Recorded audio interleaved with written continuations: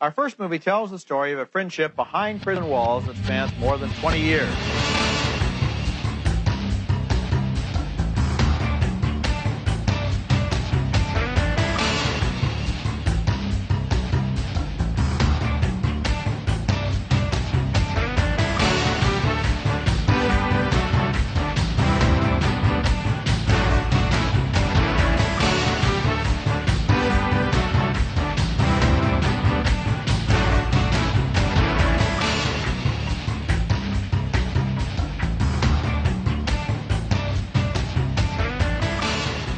Welcome to episode 32 of Middlebrow Madness, an exercise in podcast hubris. My name is Derek Gane.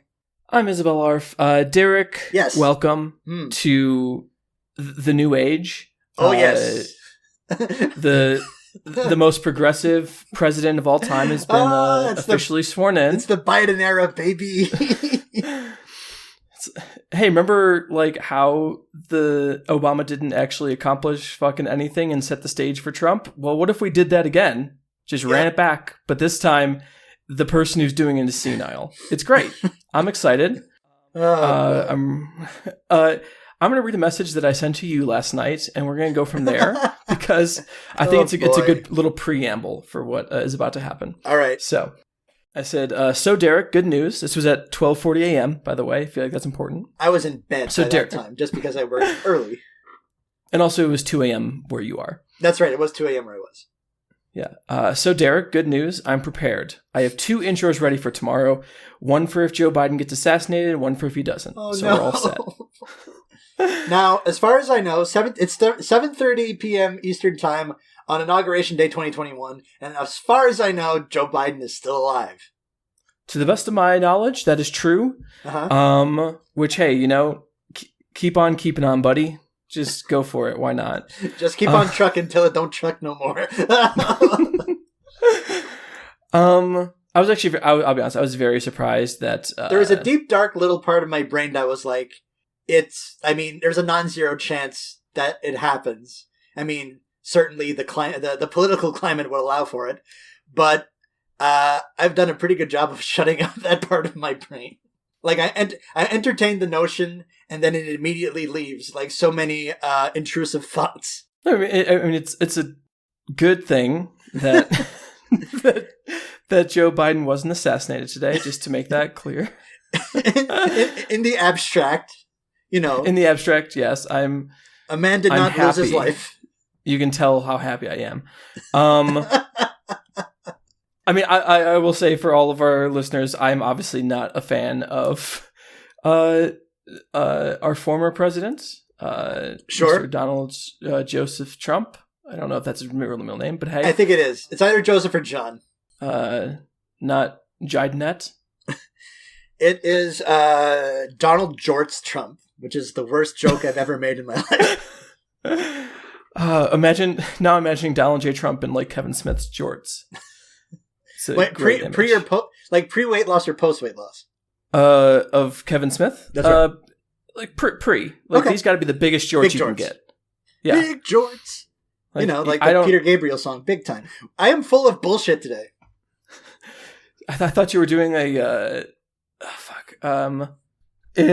my 5th grade class, we did a musical interpretation of the founding of America. And there was a song about King George, and in the chorus, it was like, King George, and went from there. Was it set to the tune of Big Time by Peter Gabriel? I've never heard Big Time by Peter Gabriel, so it might be. That would make more sense than like my 5th grade teacher, just for some reason, writing an entire musical for children to perform about the revolution of the United States. Specific revolution, not just all of them. I don't think she was like a big Thomas Sankara fan, as far as I'm aware. Man, someone playing Middlebrow Madness reference bingo is having they are dabbing that card like it's nobody's business right now. We got Peter Gabriel, Thomas Sankara, Kevin Smith. Who else have we mentioned in like the 3 minutes we started recording this show? I don't remember, but here's the important thing. Mm-hmm. So I had 2 intros set up for today. Uh-huh. The one, if Joe Biden got assassinated, I'm going to hold off on. Okay. Because that one, it's something I can hold off on. Like, it wasn't. It was suited to a lack of controversy. Let's say it was particularly non-political, as much as anything be non-political. But the one I wanted to do, if he didn't get assassinated, is if it's all right with you, and I don't see why it wouldn't be.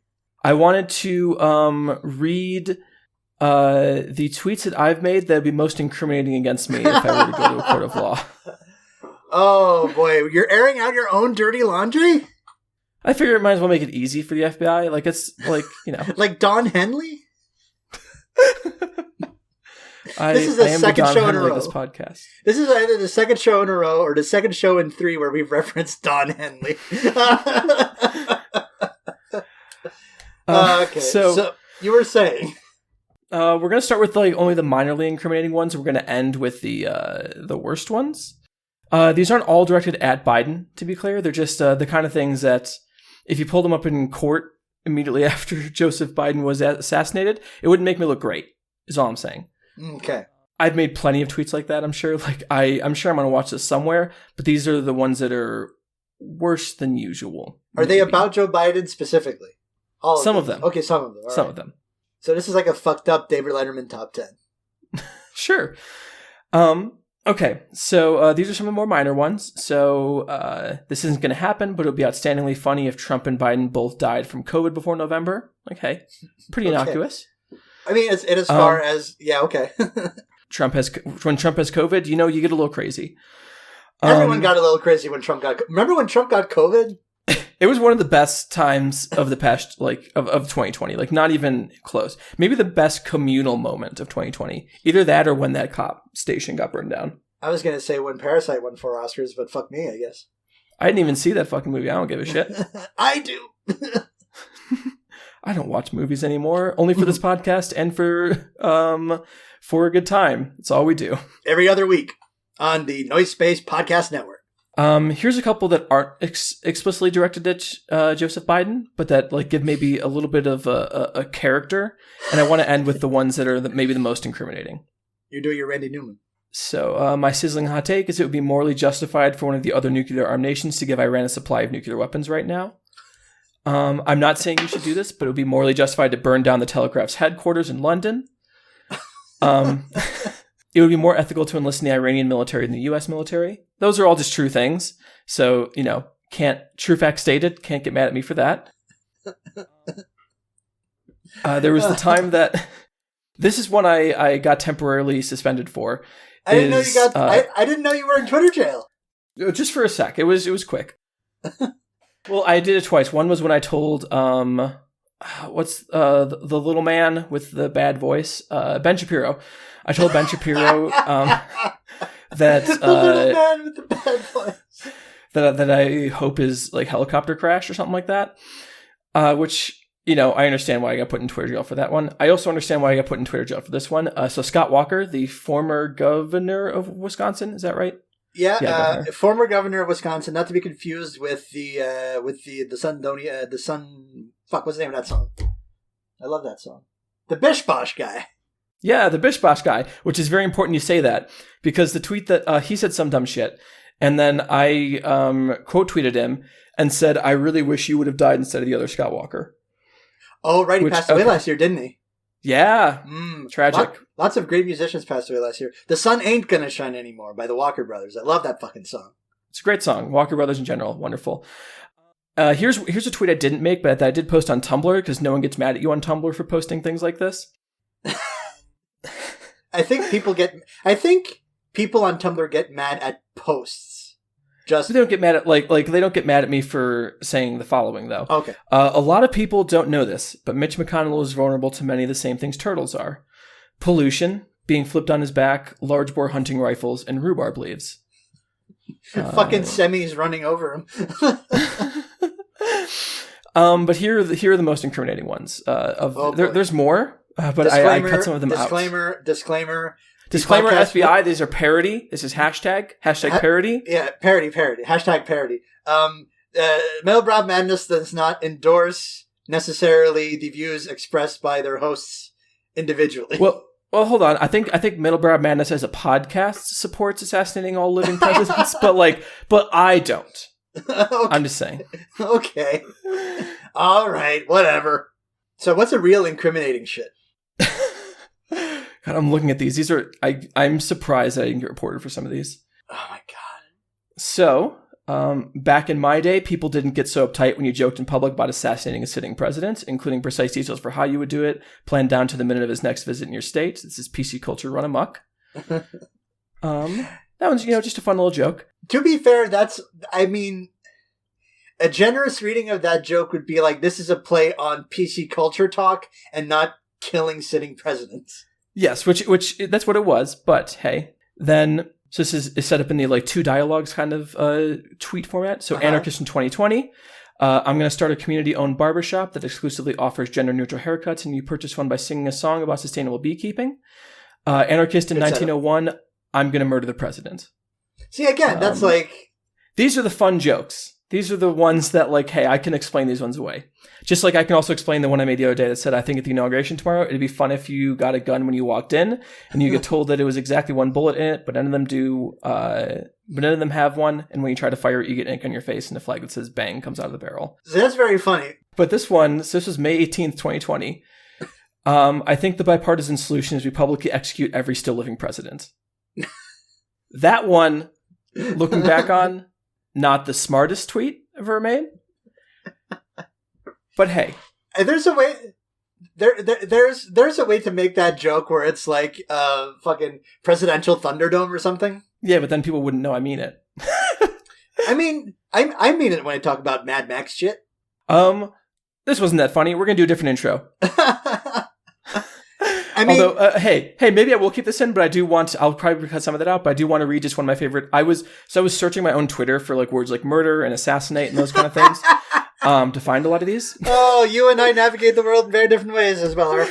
Oh, boy. But while doing that, I found one of my favorite tweets I've ever made that I'd like to read just, because I enjoy it. Okay. If there were awards for wife murder, Alan Dershowitz would get one for lifetime achievement. Oh my God. But more importantly, if we're... I made a tweet yesterday that I thought was very good and no one liked it. That's all my tweets. Ain't that the way it goes?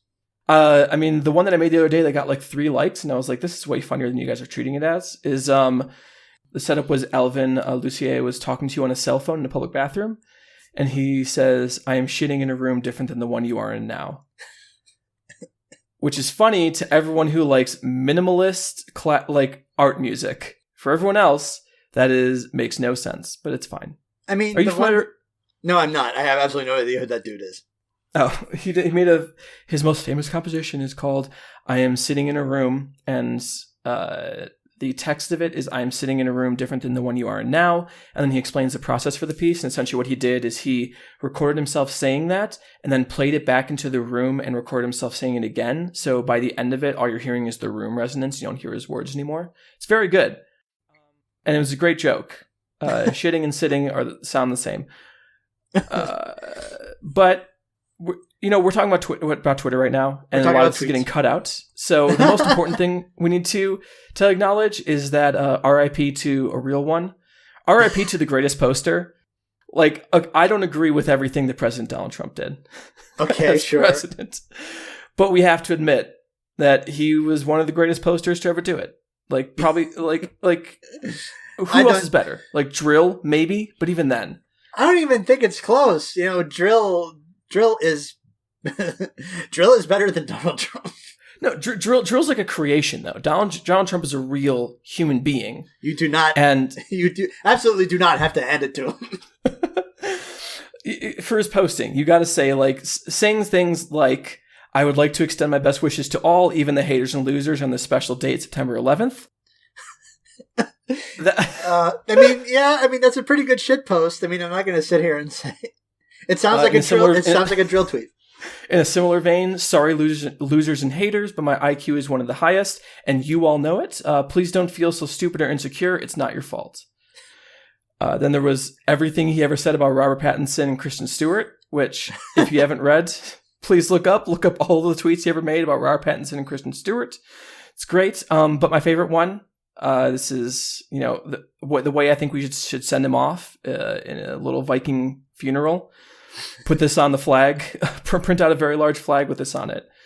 Sissy Graydon Carter of failing Vanity Fair magazine and owner of Bad Food Restaurants has a problem. His Vanity Fair Oscar party is no longer hot.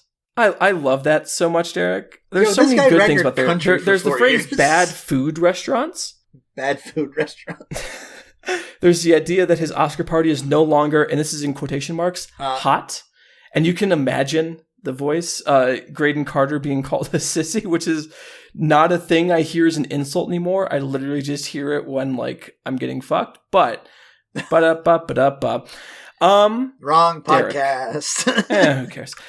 Derek, we don't always talk about how much we miss President Donald J. Trump from Twitter. Oh boy. And how much we wish Parler had stayed up. You know what was the funniest thing about Parler going down? Did you follow this whole business? Not really. So when Parler got taken down, or like right before Hold on, time out. What's Parler? For our audience, I'm sure you know what it is because of Steph, but for the audience, Parler was like an alternative social media network, kind of like Twitter, but for like people that were too racist to stay on Twitter. Oh, like a Gab? Yes, it was like Gab, but it worked slightly better. Like Gab used to shut down all the time and like had it couldn't handle a single DDoS attack, and it couldn't even handle its regular user base most of the time. Mm-hmm. Parler kind of worked, but Parler also did two really great things that I really appreciate. Number one is Parler kept the geotags on all the pictures anyone ever posted. It didn't like strip those of the picture like Twitter does. Oh, so when for you those say who don't thing, know, you mean actually a bad thing.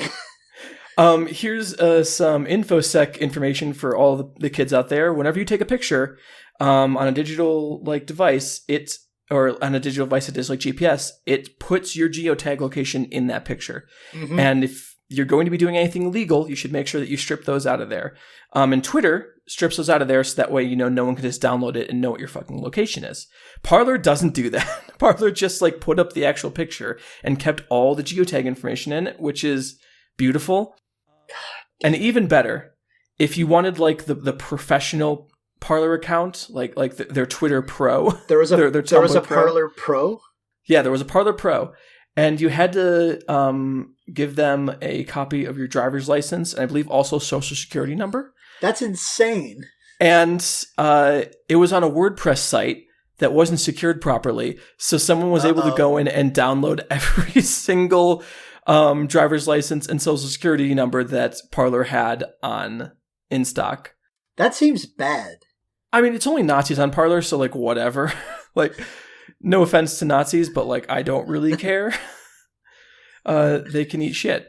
I'm just not. I'm not really into them. I mean, look. Yes, am I the biggest fan imaginable of Donald Trump? Of course, as we've talked about on this podcast before. Am I a far right libertarian? Obviously. Like, we all know these things about me. Sure. I'm the token reactionary in this podcast. But even that, like, there's a bridge too far. Parler was my Mitt Romney moment. Like, this far, no further. Like, yes, killing children in, like, Iraq and Afghanistan, great. Deporting, like, more people than ever in history. Sending a lot of them back to their, like, place that they were already going to be killed. That's why they left. Awesome. I love it. I love seeing homeless people starve in the streets. These are all great things. But as soon as like you use the word white, it's iffy. It's real iffy. What are we doing here, Isabelle? I just wanted to give big ups to our fallen soldiers. Big ups to the Q shaman. No, big down. Q shaman, we will not support your bail fund if you have one, but we'll also not share it, and we won't talk about it on the podcast because I think you're a terrible person. But I will privately share it with Derek, and we'll laugh about it. So if that heals the hole in your heart that you're not getting from the organic food they're not serving you, I'll probably just hang my head the whole time. Real Tom Dooley situation. Derek, so I'm going to have to go back through and edit half of that, but right now... that was like 20 minutes of material, Doug. Sure, but I mean, hey, we do. I know what I know, as Paul Simon said. What is this podcast about? I don't know anymore. I have a fucking clue. Also, what do you call it? Last shout out is to all our Q brothers and sisters. What are you keep doing? the faith. The storm's still coming.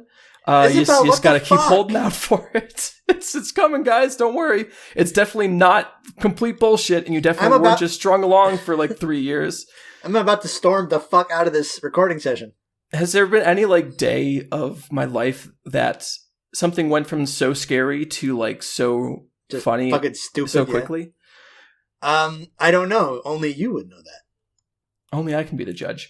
But Derek, there's one thing I can judge, and that's movies. Yep. And that's movies against each other, huh?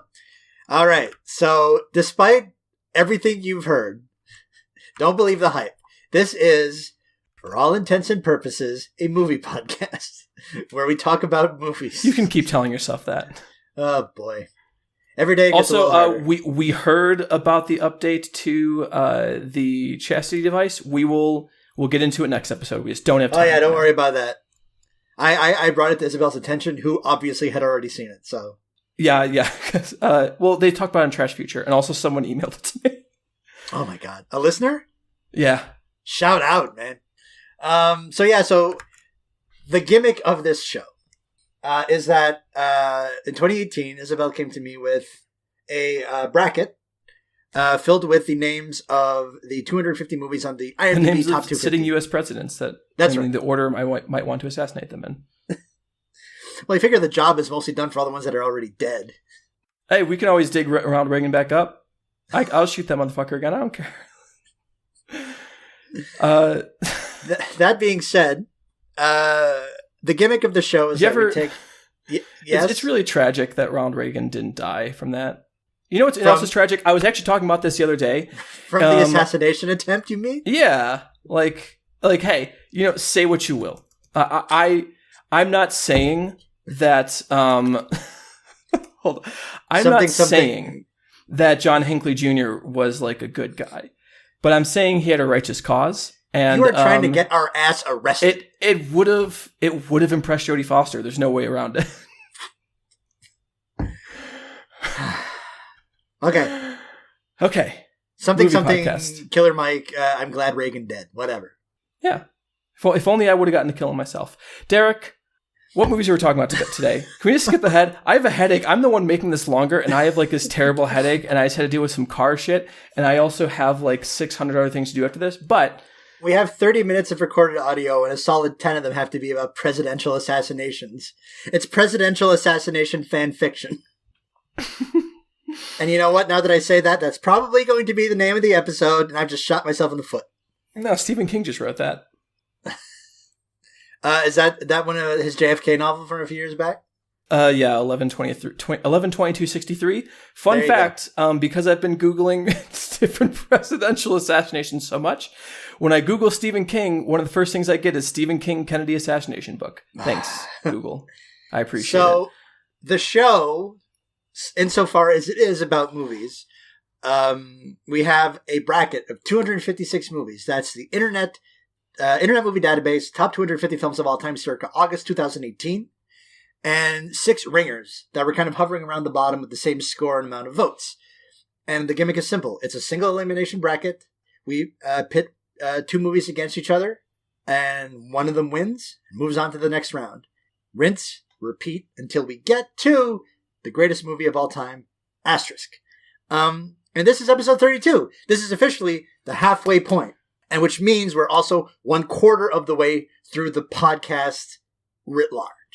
We are 1/4 of the way to finding out what is the greatest movie of all time, asterisk. We were so young when we started this, Derek. Yeah, I was exactly 3 years younger. I was in my 20s. Yeah, I was in my 20s too. That's right, you just turned 30. Time makes fools of us all. Yep, turns out. So every episode we have 2 matchups, and our matchups for today are as follows. Wait a minute, actually, I should point this out, because as I teased on an earlier episode, this might come up.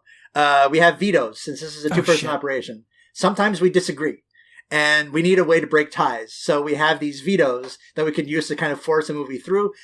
We got 4 at the beginning of round 1. Isabelle has used 2, and I have used 1, which means that she has 2 left for the rest of the round, and I have 3. So you made it essentially, unless you use one today, you made it halfway through with the majority of your vetoes intact, which is impressive. I don't have that kind of discipline. I am nothing if not a patient man. So today's matchups are Incendies versus The Third Man and The Godfather versus Close Up. Ooh, some heavy hitters today, boy. Ooh, I like it. Some alright movies in this bunch. There's a couple ones maybe you've heard of. There's a couple new ones that, hey, maybe have been bubbling underneath your radar for a little bit. But I think if you're listening to this show, you've heard of all 4 of these movies. Sure. Well, I don't think that's that out there. I think what's really important here is that, I think I told you this before, I think this is the best 4 movies we've had in the entire run of the podcast. I will have to check back. These are 3 masterpieces and another movie that I don't think is as good, that I don't like as much as you. Okay. That maybe you have some personal reasons for not liking as much, but we will get to those. I don't know if that colors it, but I think it's the most important part of this, but hey. I think I've got sort of personal aesthetic reasons for it, but we'll get to it because I think it's going to be the first movie we're going to talk about. I think it's your liberal bias, but hey. Oh man, I would just like to step outside. I would like to step outside of the. I would like to step outside of the podcast 2 seconds. Our dynamic is the weirdest shit I have ever heard, and I don't think I appreciate that because I'm in it. But whenever I listen back to the show, I can't think of 2 people less likely to make a podcast with each other. I've heard plenty of podcasts where this is the main shtick, right? Well, I think you made we talked about it briefly because sometimes we do talk about the show, on our own, just amongst ourselves. And some of you have heard Stuck in the Middle with You, and some of you have heard For a Good Time. I'm actually not quite sure what the dynamic is between you and JB on that show, but you have heard episodes of 30 Below. I am, in a very literal and figurative way, the straight man of every podcast I'm on. Yeah, you're the Bud Abbott. I'm the Bud Abbott. And Isabelle and JB have all been my Costellos. They've all been my Gay Trans Costellos. Thank you. That's another good episode title. Which is why I don't think I could ever do a film podcast with Ross Burks, because that's 2 Bud Abbotts. I mean, hey, if you got Bud Abbott and Dean Martin in the same room, wouldn't sparks fly? Oh, I don't know about that. I'm so sad there's no Jerry Lewis movies built on this bracket. What movie would it be? It would be probably either Nutty Professor or Ladies Man. It's got to be one of those 2. Those aren't the ones I would choose. I would choose Smorgasbord because I'm an insane person. Yeah, people who like Smorgasbord are 100% insane people. It's a fucking great film. If you haven't seen Smorgasbord, you should watch Smorgasbord. Maybe The Bellboy is also another option, but yeah. Errand Boy's okay. Am I thinking of a different movie? No, Errand Boy is different, yeah. Errand Boy is after Ladies Man. Ladies Man is okay. Is that the one with the sort of dollhouse sequence? I believe that's Ladies Man, yeah. Yeah, that's a good movie. That's straight up a good movie. Yeah, so is Cracking Up, aka Smorgasbord. Some would say it's one of the best film comedies ever made. Isn't that just a movie where Jerry Lewis just tries to kill himself the whole time? Unfortunately no, but okay. That is kind of the premise of the thing, is that Jerry Lewis goes to a therapist because he can't succeed in killing himself. He keeps trying and it's not working. So then he recounts both his history and the history of his family, and it's just a bunch of different sketches, more or less. A smorgasbord, one might say. As the Wikipedia page says, the opening credit sequence is a tour de force performance of Nephron, played by Lewis, unable to get traction on the furniture and floor of his doctor's waiting room. And he has justifiably become a fan favorite. I would agree with that. It's wonderful. We got so close to actually starting the show. Can I say my last favorite joke in Smorgasbord? Sure. There's a part where Warren Nefron, the very same, is on a plane. He's going somewhere, I forget, doesn't really matter. And the guy next to him shows him a dirty magazine. His reaction is, this is disgusting. This is like the most obscene thing I've ever seen. Like, I can't believe you'd like have this. And the guy asks him, do you want to see it again? And he says, no, I got a copy at home. Which is, it's a very good joke. Funny. It's Jerry Lewis, hysterical man. He was once called by Jean-Luc Godard the only progressive filmmaker in Hollywood. So, well, you know about I don't know if that's even in the ballpark of true, but okay. I think I'm on Godard's. I think I'm on Godard's side there. But hey, turns out JLG was prone to hyperbole, hyperbole and exaggeration. Go figure. No, not him. Still alive. Did not felled by the demon COVID. Still kicking at 90. Yeah, he is the only one of the French New Wave directors still alive. Like at least one of the big ones, right? Because Truffaut's dead. And Truffaut's been dead for a long ass time. For 40 years. Chris Marker's dead. Agnes Varda just died, even though she's technically left bank. Jacques Rivette is dead, right? Yeah. Rivette is dead. Renee is dead. Romer's dead. Yeah, I think Godard's the last man standing.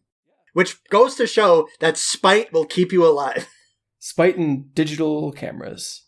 That's right. We should just talk about all of the late period Jean-Luc Godard movies, because I think they're all brilliant. But they're okay. Goodbye to Language is the best film of the past decade. Derek, what's our first matchup? Our first matchup is Incendies versus The Third Man. So Yes. a quick little tale of the tape for this particular little matchup that we're going to start off with. Incendies, which is what seed are you? The 127th seed. Incendies, released in 2010, directed by Denis Villeneuve, written by Denis Villeneuve and Valérie Beaugard-Champagne, based on the play of the same name by Wadji Mouawad, starring Lubna Azabal, Mélissa Desormeaux-Poulain, Maxime Godet, and Rémi Girard. Shear's shown off now. $6.5 million budget, $16 million take. Derek, I speak French. I do speak French. It's my mother tongue. I know you do. I'm making fun of you. I'm not saying anything that's untrue. I'm just being a bully. Oh, I don't like being bullied. Oh, wait a minute. You live far away. Fuck you. Go to hell. Okay, that's it. I'm ending this. I'm not editing the podcast anymore. This is now your problem. Nominated for one Academy Award, Best Foreign Language Film, lost. I should probably check to whom. It lost to In a Better World, a film that doesn't exist. Sorry, Suzanne Bier. But probably more relevant is 1, 2, 3, 4, 5, 6, 7, 8, 9, 10 awards, 10 nominations at the Canadian Genie Awards, winning 8, including Best Picture, Best Director, Best Actress, Best Adapted Screenplay, Best Cinematography, Best Editing, Best Sound, and Best Sound Editing. So a veritable sensation north of the border. Versus The Third Man, which is the 130 seed. Very tight matchup, this one. The Third Man, released in 1949, directed by Carol Reed, written by Graham Greene. Yes, that Graham Greene. The one that John Cale talked about? Yes, the Canadian actor, Graham Greene. Starring the guy that was in The Green Mile, yeah. Starring Joseph Cotten, Alida Valli, Orson Welles, and Trevor Howard. I don't have any budget numbers at the ready, and I don't have box office numbers at the ready. It doesn't look like it was mad successful, but let's just say that this movie did pretty well in the long run. Was actually nominated for 3 Academy Awards, winning 1, Best Cinematography, Black and White. In the Criterion Collection, considered one of the great movies of the 1940s. It's considered good enough that people are continuing to insist that it wasn't actually directed by Carol Reed, which is... It's silly, but hey. Here's the thing. Carol Reed, great director, kind of like a solid, like, the thing with auteurism, if I can open a bracket just before. I said it's dumb. As much as we ourselves have fallen victim to it, it's dumb. It's great, but the thing is, we tend to undervalue guys that don't have a ton of either personality or fresh personably. And Carol Reed could have been the biggest bastard in the world, but you can't be a bigger bastard than the guy who's third billed in this movie.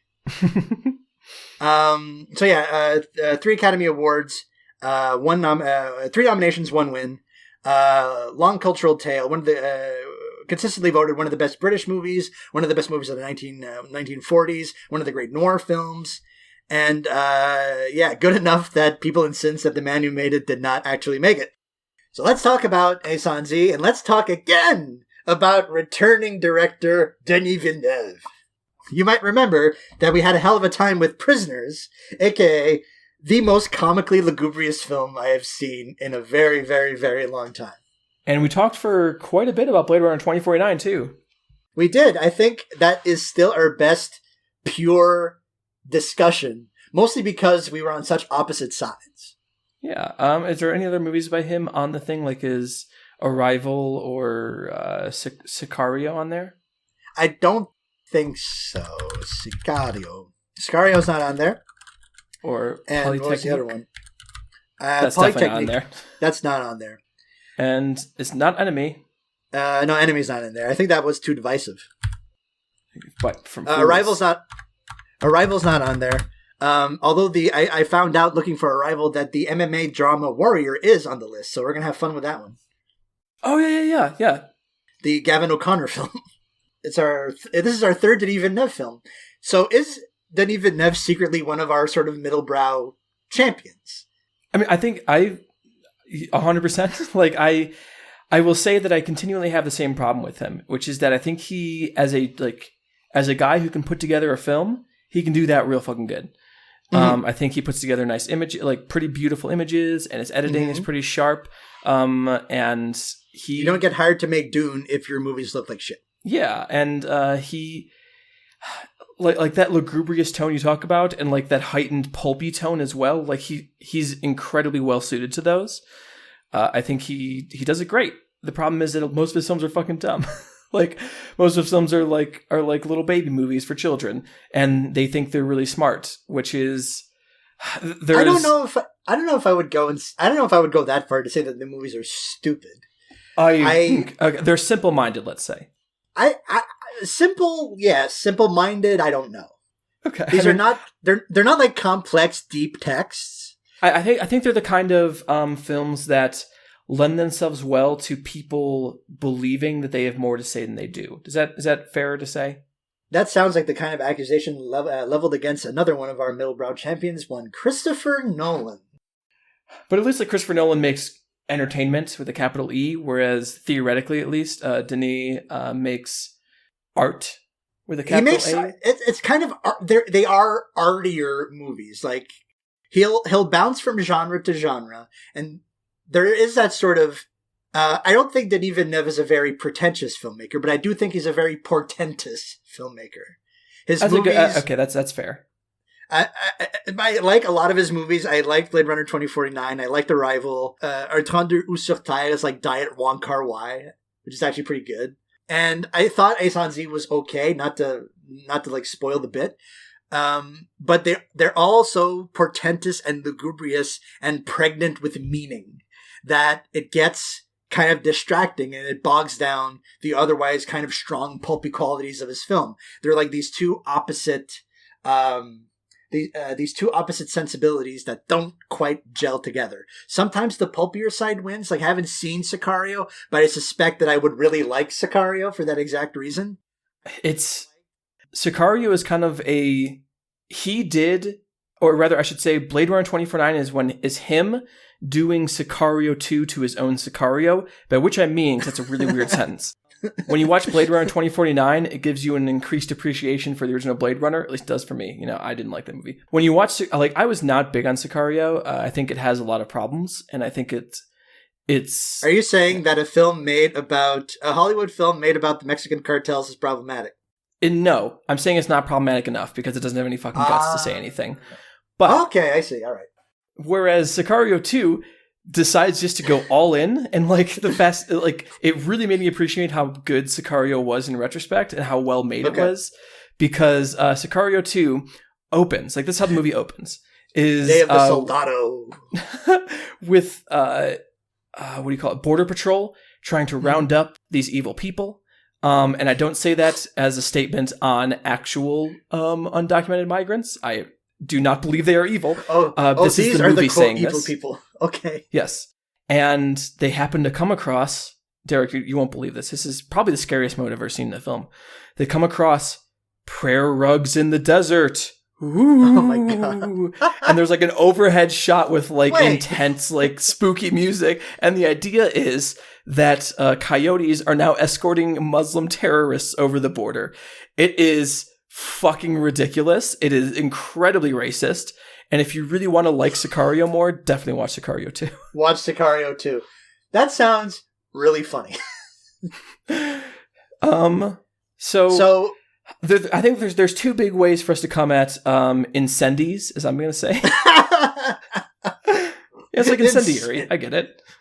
Yeah, incendie. It's the word for it's the French word for fires or large fires. Yeah, which I was able to determine because of cognates or rather like Latin roots. But there's two ways to come at this. There is my intense allegorical reading of the film, and there is your personal experience, which I am so excited to hear about.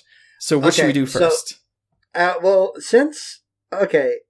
You know what? Let's do yours first as the shot, and I'll do mine as the chaser. Okay, cool. So I like this movie a lot. Just listen. I know what a lot of you come here for like the Isabelle shit. Buckle the fuck up. You are not ready for this. I've heard it already. I think that our stands come for everyone. They come for everyone, but I implore you to buckle up. Okay. So to do this properly, I have to just explain the plot of the movie real quick, and I'm going to spoil it. And I actually do recommend watching this movie. So if you put any stock in my word, just go and watch it real quick. It's not a bad movie. But it's we'll get to it. Yeah. I personally think it goes nice and quick. But so the basic premise is these two kids, I didn't even bother to look up their name because they're complete ciphers, as you said. Jeanne and Simone. Yes. So Jean and Simon. Yeah, Jean and Simon. Their mother, Noelle, she died. And they're at, we open at the reading of her will. And yes, read by Canadian content all-star Camille Girard. I can't believe he got on the show. And essentially what the will says is like, hey, here's letters to both of you. When you bury me face down, not in a coffin, just like in an empty grave. And you cannot put a headstone on there until you complete this task I'm setting out for you. And the task is, here's Simon. I want you to get information on your brother.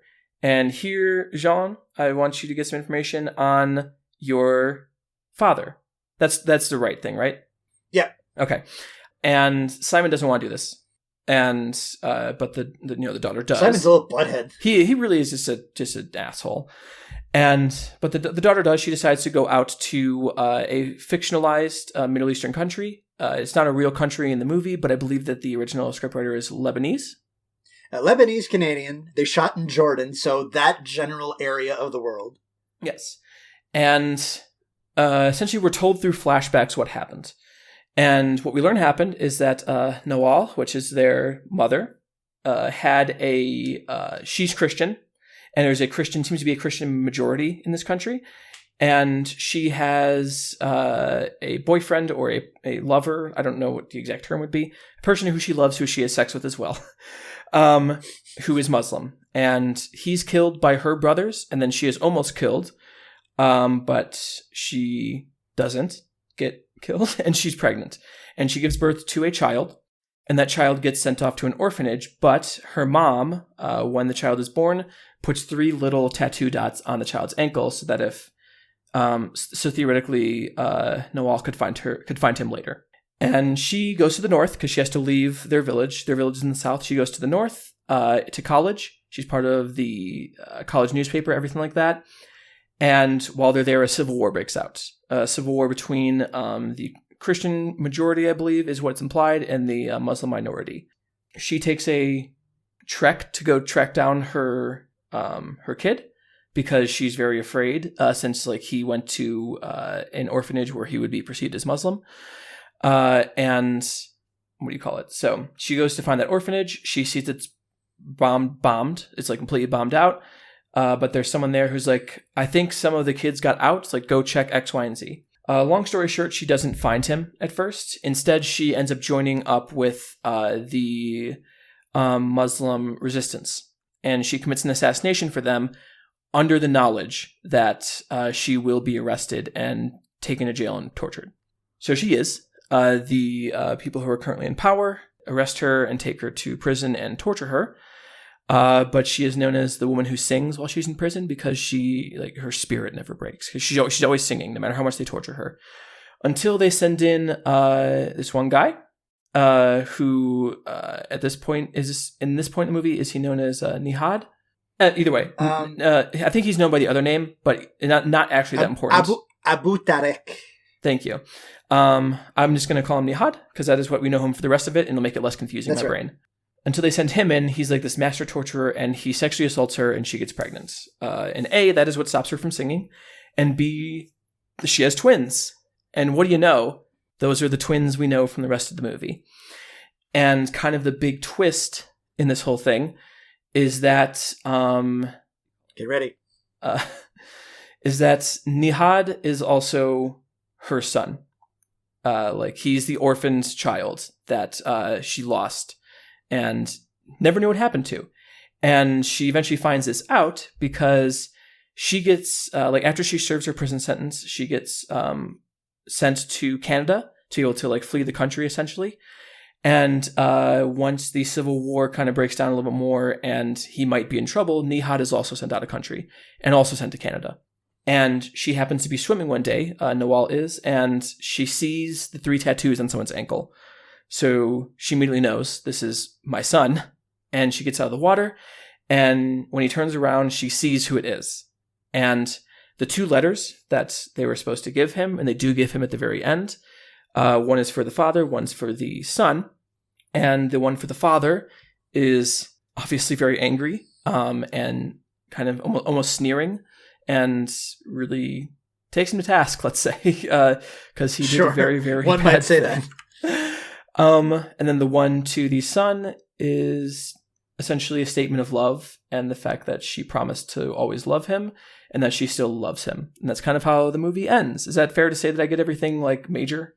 I think you got the broad strokes of it, yes. Yes. And you learn all of that through a bunch of different layers of hey, here's the current time, here's the kids learning about these things, X, Y, and Z.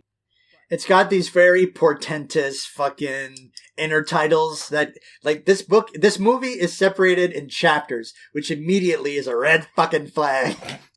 I liked it, but unless your movie is fucking Valhalla Rising and there's fucking Viking violence happening, no. I mean, to be fair, I do think Valhalla Rising is a better film than this, but oh, 100%, no doubt. just on a surface level, I like this film quite a bit. I think that it has a lot of the I've heard people say it's a little bit long. I personally didn't feel that way. I was pretty engaged the entire time, even when I told you pretty early on what the plot twist was. I was like, I bet this is the plot twist, and then yeah, it was. But I think that the character work by Nawal is wonderful. By the mother, she's really, really good. I think the kids, like we said, are kind of ciphers. There's a couple moments where they do a good job, especially that moment where Jeanette is her name, right? Jeanne, where she goes to visit the village that her mom grew up in, and they're basically like, "Oh, you're her daughter? Get the fuck out of here! You're not welcome here." It's a really wonderful moment. But what kind of kept me invested is, I think this is actually. I was a little iffy when I saw where it was going with the torture. It didn't show it, which I appreciated, because I don't think there was a classy way to show it in this context or in this kind of film. A non-exploitative way, I should say. It's more sensitive with that kind of stuff than, say, Prisoners. Yes. And I was a little iffy with that at first, but then once I got my allegorical reading, I think it's actually pretty good. And plus, you actually kind of need that specific thing to happen in order for her to have the kids. Not to say that that's the plot justifies itself, or it's not like a Thermian argument or anything, but I see where it's coming from, and it's more than just a cheap shock factor thing. And besides that, it has the usual outstanding editing and really great images, and a very poor use of Radiohead, but hey, no one's perfect. This movie does not start off on the right foot. No, it does not. But then I got Galaxy Brain on it. And my Galaxy Brain said... Universe Brain, more like. Said, oh wait, this movie's amazing. I was trying to think, okay, why this movie? Like, okay, yes, character study, but is it? Like, it's not really. It's like a series of events, and the events are very important, and the order they happen and who things happen to are almost more important than the characters themselves anyways. So I was thinking, okay, like I get annoyed with myself when I say this movie doesn't have themes, which is something I do too often, and I want to stop doing. So I was like, okay, what are the themes of this movie? And I was like, okay, Middle East, Christian, Muslim, boom, boom, boom. What am I thinking of? Violence. And then it came to me. And I'm going to partially paraphrase what I said to you because it's the clearest way I could lay it out because there's a lot of things happening here. So, something. I want you to put yourself in my position, dear listener. I'm getting this. Like what time did you start sending this? I sent this at, I don't have a timestamp. I only have a date. But it was pretty late at night. Yeah, in the ass end of the night. Imagine me reading this on my phone. For this metaphor, let's say that Nawal is the Christian West and Nihad is the Muslim Middle East. In the south of the country is Nihad and the Middle East, metaphorically, and the city in the north become the West and Nawal. Nawal begets Nihad, just like, Islam came out of the Abrahamic tradition. So, Judaism, Christianity, Islam. So in a very literal sense, like it begats, Nawal begets Nihad, but abandons him for the city, aka for the West, leaving the South or the Middle East to Nihad, which, Christianity started in the Middle East, but obviously it is Islam or Muslim dominated now, and Christianity kind of moved westward with like the Roman Empire and everything like that, and a lot of complicated things that we're already at an hour and we need to move. So the city that she goes to is quote unquote civilized and progressive, but its violence breaks out and goes to kill inhabitants of the South. So, the West seems to be this, or portrays itself as a civilized culture, but it is where the violence that goes to the Middle East comes from. This could be a couple different things, but yeah, the thing I think it actually is more closer to is supposed to be like CIA-backed regime change during the middle of the 1900s, coming from the West. Both that and the establishment of the state of Israel and everything like that. Like it's a lot of things happen in the Middle East in the past 100 years, if you can imagine that. Turns out. And my most common reference point is like the Iranian revolution. That's like what I'm most familiar with. But there was a lot of similar things that happened. So like it's where you get like Sayyid Qutb and obviously Ayatollah Khomeini and a lot of people like that. The reactionary West goes and massacres the Middle East with the liberal West impotent to stop it. The liberal West being the college in this. Like they are actively against this civil war, but they can't do anything about it. Then they take people of the East and train them to do violence for the West against the East. So that is Nihad is taken by the Christian army and is essentially turned into an assassin and torturer for them. Turned against the places he grew up in and against people he would usually be backed in this. That can be a couple different things. It could be, stooges, like CIA-backed stooges, or even it could be a good representation of like the reactionary Islamist movements embodied by people like Sayyid Qutb, and then later came into like Al-Qaeda and ISIS and things like that. And that culminates in the East, the Middle East, assaulting Nawal. So that could, be any outbreak of Islamist extremist terrorism, but, specifically, I mean, you could obviously say like 9/11, but I think it's a little more complicated than that. I think it's more of a broad statement. And that action of assault inseminates and gives birth to a new world politic, which is the kids, the brother and sister, who represent neoliberalism and this idea of the forever war. And because of how they were conceived and how they were like created, they're unaware that there is a family bond and there was a connection here before. And there should be like a love there. Instead, they act as if they were totally different from these other places. And the end is a breakthrough of capitalist realism into an imagined future of like a reconciliation, or at least a reckoning with what actually happened, or what the West did to the Middle East. So that's a lot. Like I said, kind of big brain. But exhale. there's a lot of things I think that is really cool about that. A, I think that like all the details actually pretty much line up perfectly if you're taking this framework. And B, I think that this film is far more like on its front end, it seems a little bit thuddingly obvious, like a lot of other of Davies films. Whereas I think it's far more subtle than it lets on initially. Like the way that I texted you originally, like, hey, how racist is this movie going to be? And it wasn't at all. Because I was a little wary, like there's a lot of like I could see a civil war between Christians and Muslims in the Middle East going very poorly in a film. Yeah, Kingdom of Heaven, this is not. No. I think that it is really cool in a way how the film does have those different aspects to it and does have a lot of that complexity that I explained through that metaphor and through like that allegory.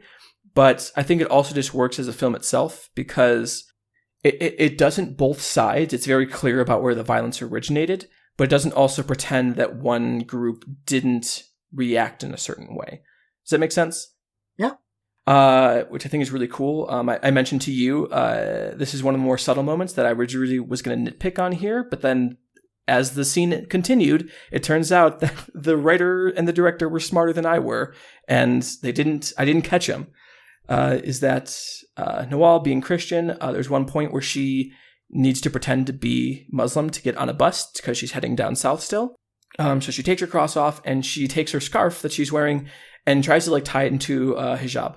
And it's not like, it doesn't like follow any rules of like how hijab should actually like what it should be covering, like how it should be like tied or how most people will tie it anyways.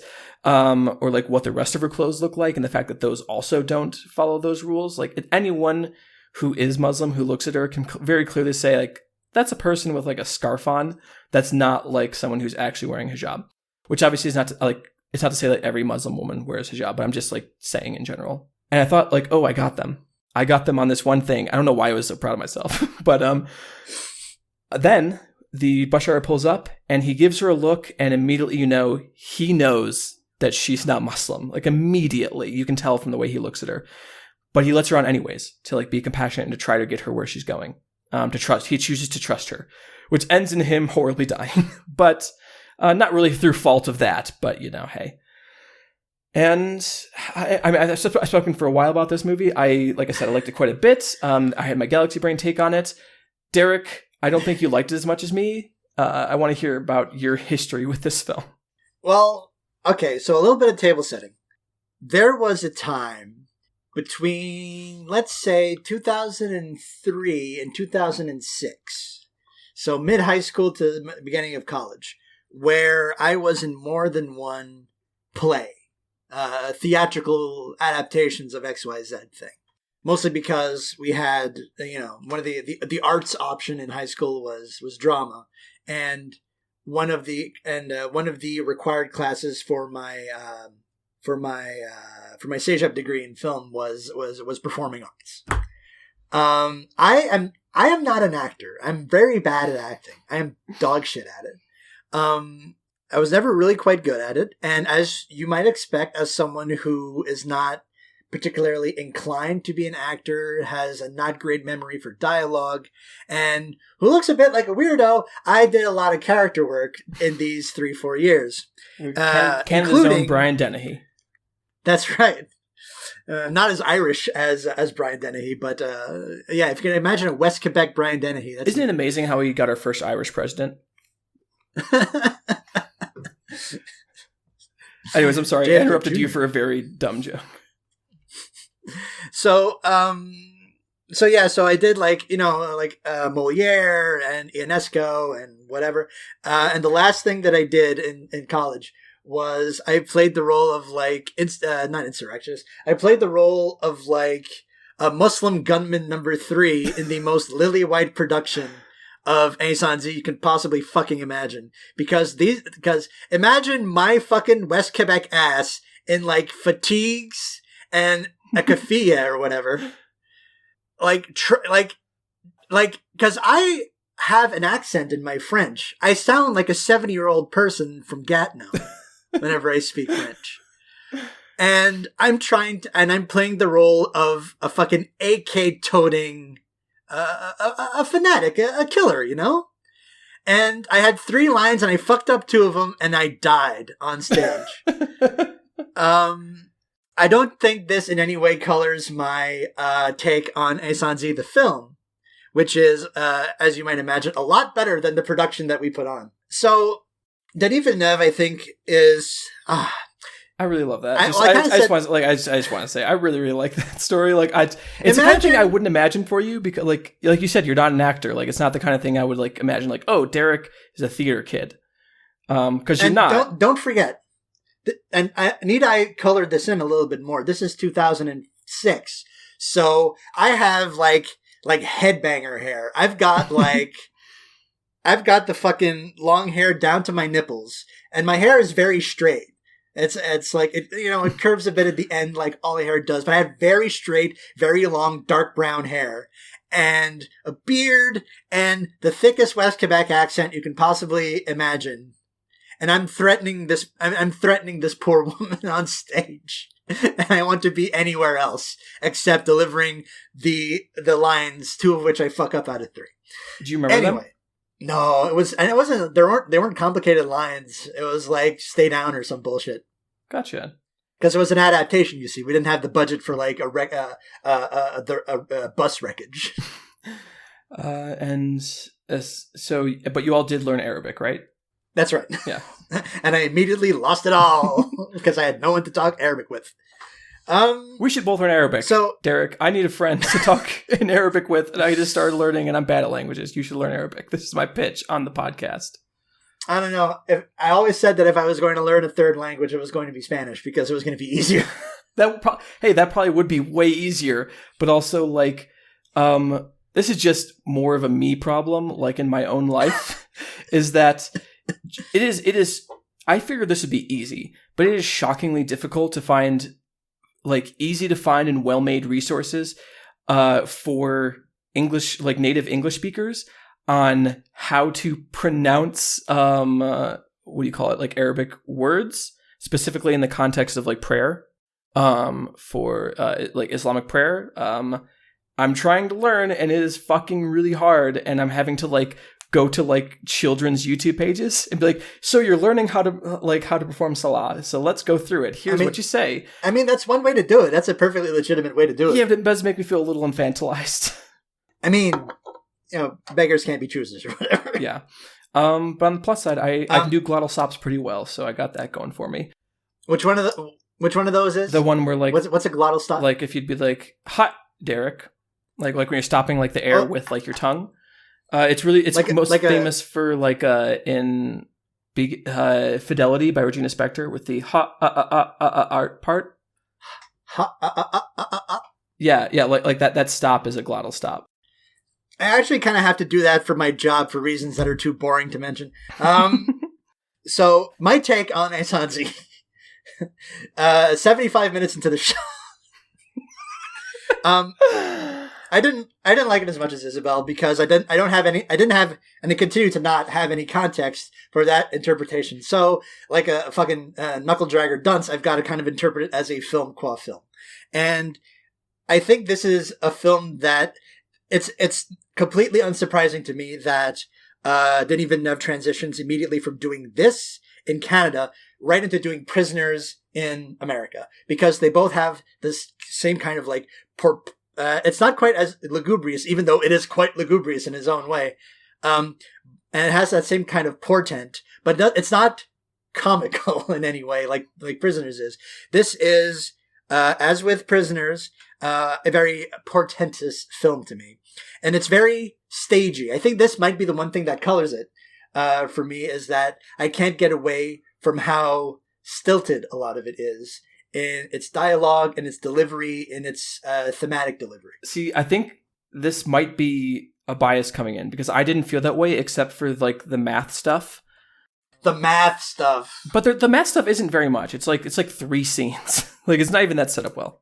It's a couple of things. It's not, and like I said before, it doesn't really start off on the right foot because it starts off with a montage of child soldiers set to "You and Whose Army" by Radiohead. That's right, the most stunningly obvious needle drop we've had on the podcast. Yeah, I've heard better. Good song though. I mean, Yeah, great song. Hey, Radiohead, I think we're pro Radiohead in this podcast. Good band. Great band. Great band. Passers of the 5 album test, surely? Oh, Does definitely. Radiohead have a bad record?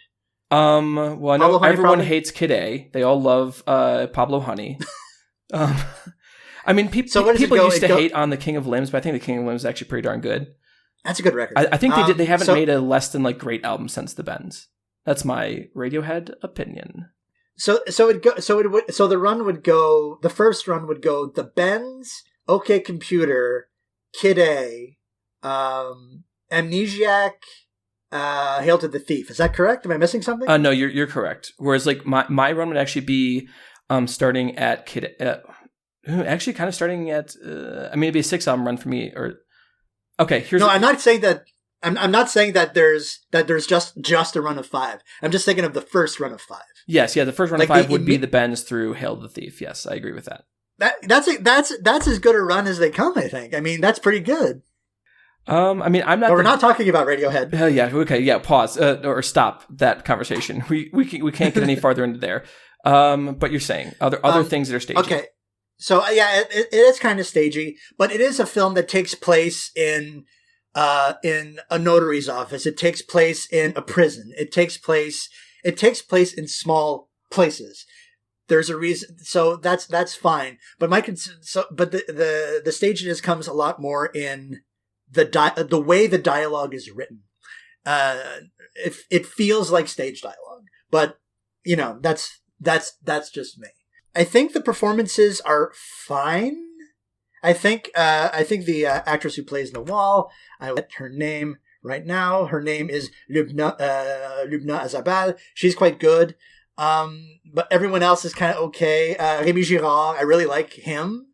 But he's putting in just like, he's the kind of guy, he's like a John Goodman type where he makes everything automatically at least half a star better. If Rémi Girard is in a movie, I'm fully in.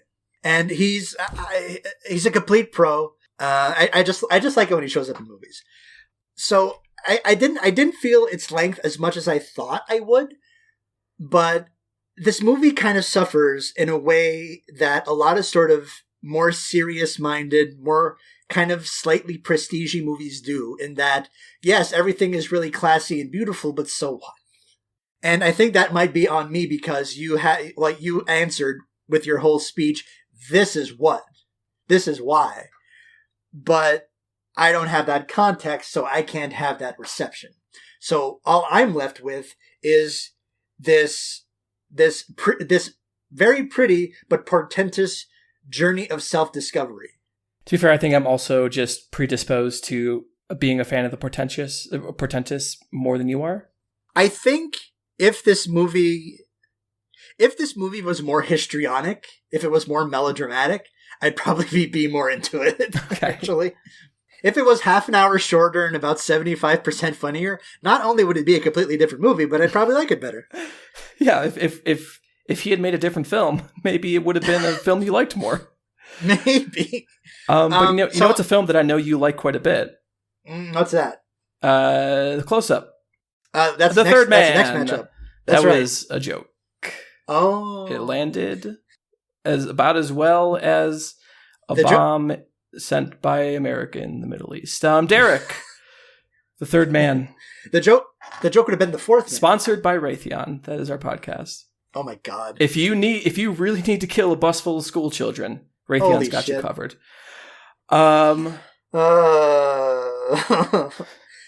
So this is a movie, The Third Man, which I think is a fucking masterpiece. I haven't seen the first two, but I like this one quite a bit.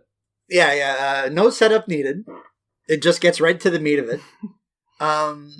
So this movie is almost the opposite in terms of tone and execution. It is pulpy, it is punchy, it is light on its feet, and it looks gorgeous, but in a completely different way. It's gorgeous in that sort of skewed noir style, where no angle is inconsequential enough to not be Dutched the fuck up. This is a Dutch angle orama, baby. Hell yeah. If you love Dutch angles, this is the movie for you. It's this and Battlefield Earth, that's all you got. I've never seen Battlefield Earth. It's not as good as Third Man. Why if you can believe that? Why the fuck would I? I will say this because you have broken brains like me. Come on now.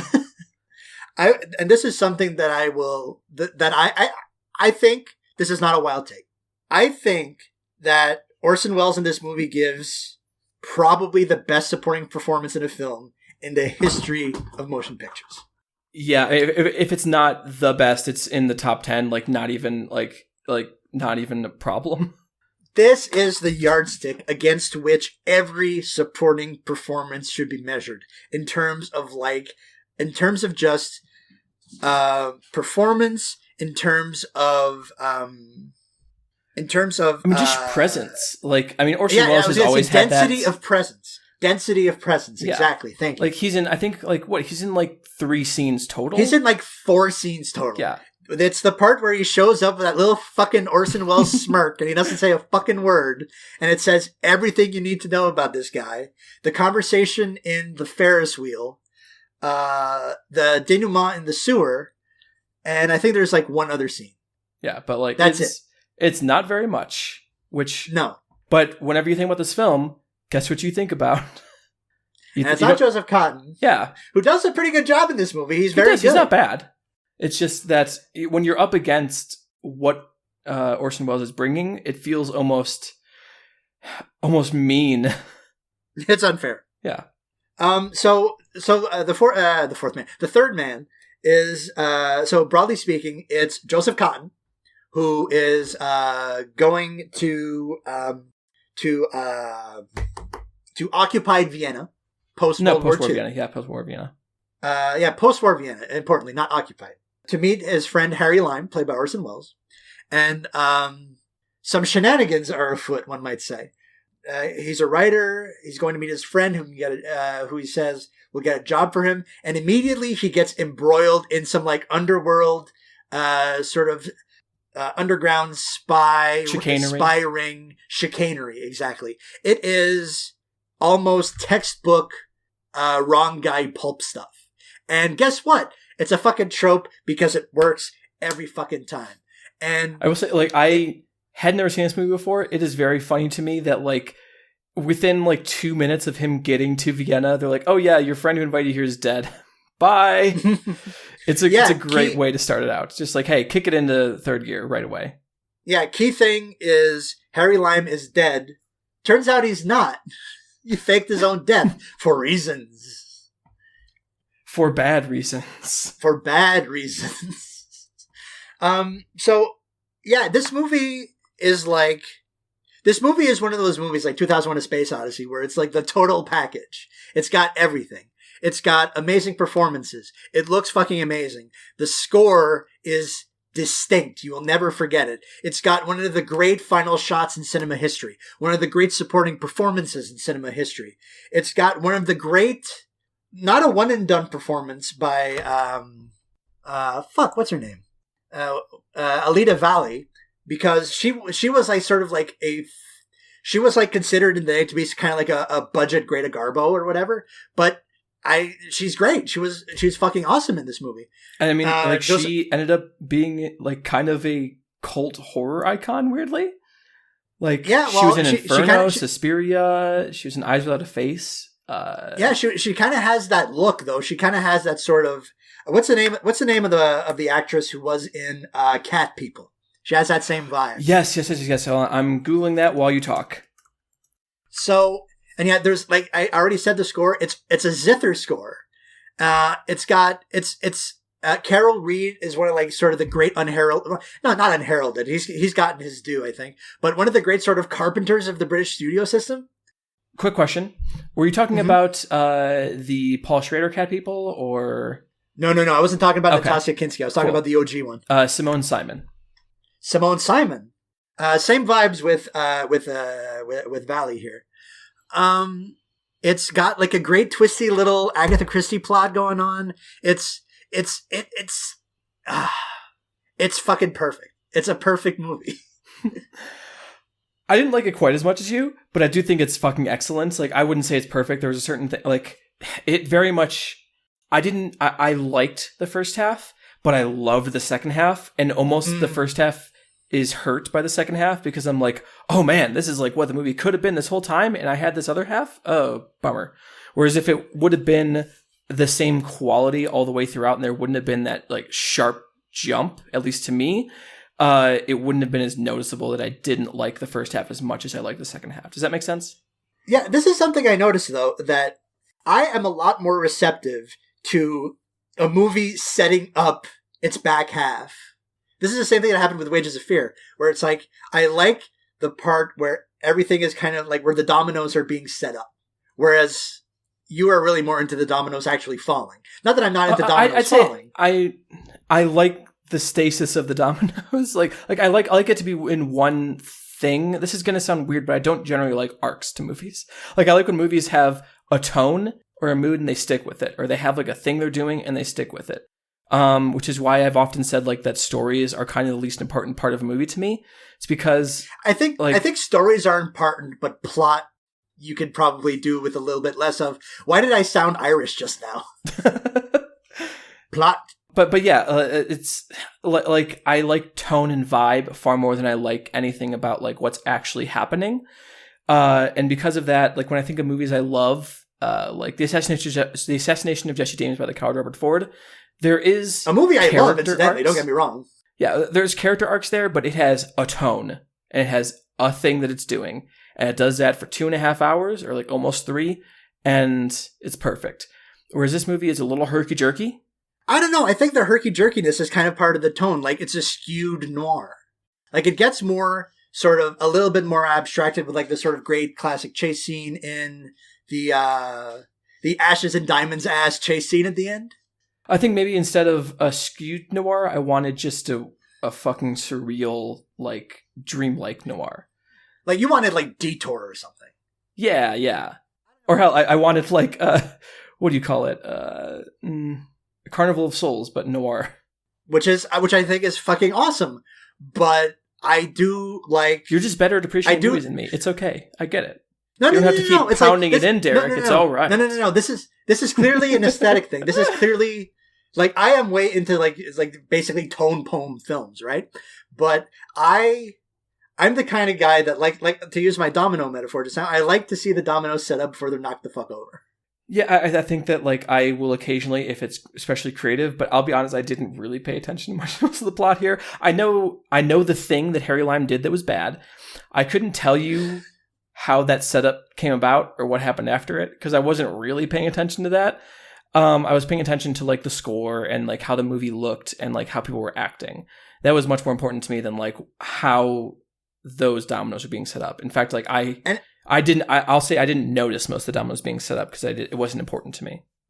Well, in that classic noir way, they're kind of being set up in this way where it doesn't matter the order in which they're being set up really matters, because I was gonna talk in French just now, even though I know you can't fucking. Okay, well, I'll indulge myself. Qui dit film noir dit convoluted. People, when you say film noir, you also say a kind of convoluted plot. That's right? Not really setting up dominoes, though, is it? Like in many ways, the point of a noir plot to me is to forget that there's a plot happening, because it's so complicated. You're like, fucking whatever, who cares? Like that's how I felt about like the Maltese Falcon, which is like, who cares what happens in the Maltese Falcon? I just want to see people act and have fun. Well, you're not necessarily setting them up in a straight line either. I mean, like your domino setup can go on a little journey. I mean, you can start your domino one way and then stretched this metaphor past its ability to actually be useful. All right. Last thing about this movie that I'm going to say: the Cuckoo Clock speech, part of the greatest supporting performance of all time, one of the great speeches of all time. Mm-hmm. I can't I know you really like Incendies, but I can't imagine the third man doesn't go through. So here's what I'll say, is that if I was just going off of which movie would I want to rewatch right now, it would actually be Incendies. But here's what I'll say, is I think I said all I had to say about that movie. Like I gave my Galaxy Brain take. I said the other things I liked about it. I don't think I have much more to give. And I think the third man has depth there that we haven't talked about, like because we kind of ran through it a little quick, just because we are an hour and a half into this, and we still have 2 other movies into to this talk recording, about. yes. That's right. But, like, there's a lot more digging with, like, the dialogue specifically and, like, how Graham Greene writes a lot of that stuff, which I think is super cool. And also the fact that the main character is also a writer, like a writer of pulp westerns. And the way that the police factor in here is kind of interesting. But yeah, there's way more to talk about with the third man if we move forward, in my opinion. Whereas I feel like I have dug in all the meat of the crab that is Incendies. Is that how you do crab? I've never had crab. I'm never gonna have crab. But how do you? You crack it open and you just suck the meat out, right? Well, you have a little crab fork. I mean, I feel like I usually see people just like slurping on that crab leg, like. Maybe the leg, maybe the pincer, but like the sort of crab breast or whatever the fuck it is. I haven't eaten crab in ages. I always imagine it's a lot like eating crawdaddies, but like when you eat crawdaddies, you just like pop them open and just like slurp it down. It's like a shooter. Yeah, you're not eating. It's not like eating. It's not like eating oysters. Yeah, or lobster or whatever. I mean, I don't slurp lobster either. No, that's what I'm saying. It's like crab is more like lobster than it is like. It is closer to lobster. What a weird tangent. Did you Congratulations to the third man. A lot of other places in the world don't have crawdads. It's weird. Are crawdads a thing in Canada? Canada? Did you ever go like crawdadding? I've never gone crawdad, and I don't think we got crawdads up here. I feel like it might be a little too far north. But yeah, I think it might be a little cold for those poor little fuckers. But this is not a culinary podcast. Well, I wouldn't eat them anyways. I'm just talking about, like, I just like them. They just got some spice and some pizzazz to them. All right. Plus, I love the, like, different, like, names that they have. Like, crawdad is a wonderful thing to say. But the fact that they're also called, like, crayfish and crawfish and craydids, crawdaddies, crawdads, freshwater lobsters, mountain lobsters, mudbugs, and yabbies, according to Wikipedia. It's great. It's beautiful. And we all know that Wikipedia is 100% correct about everything. And what do you call it?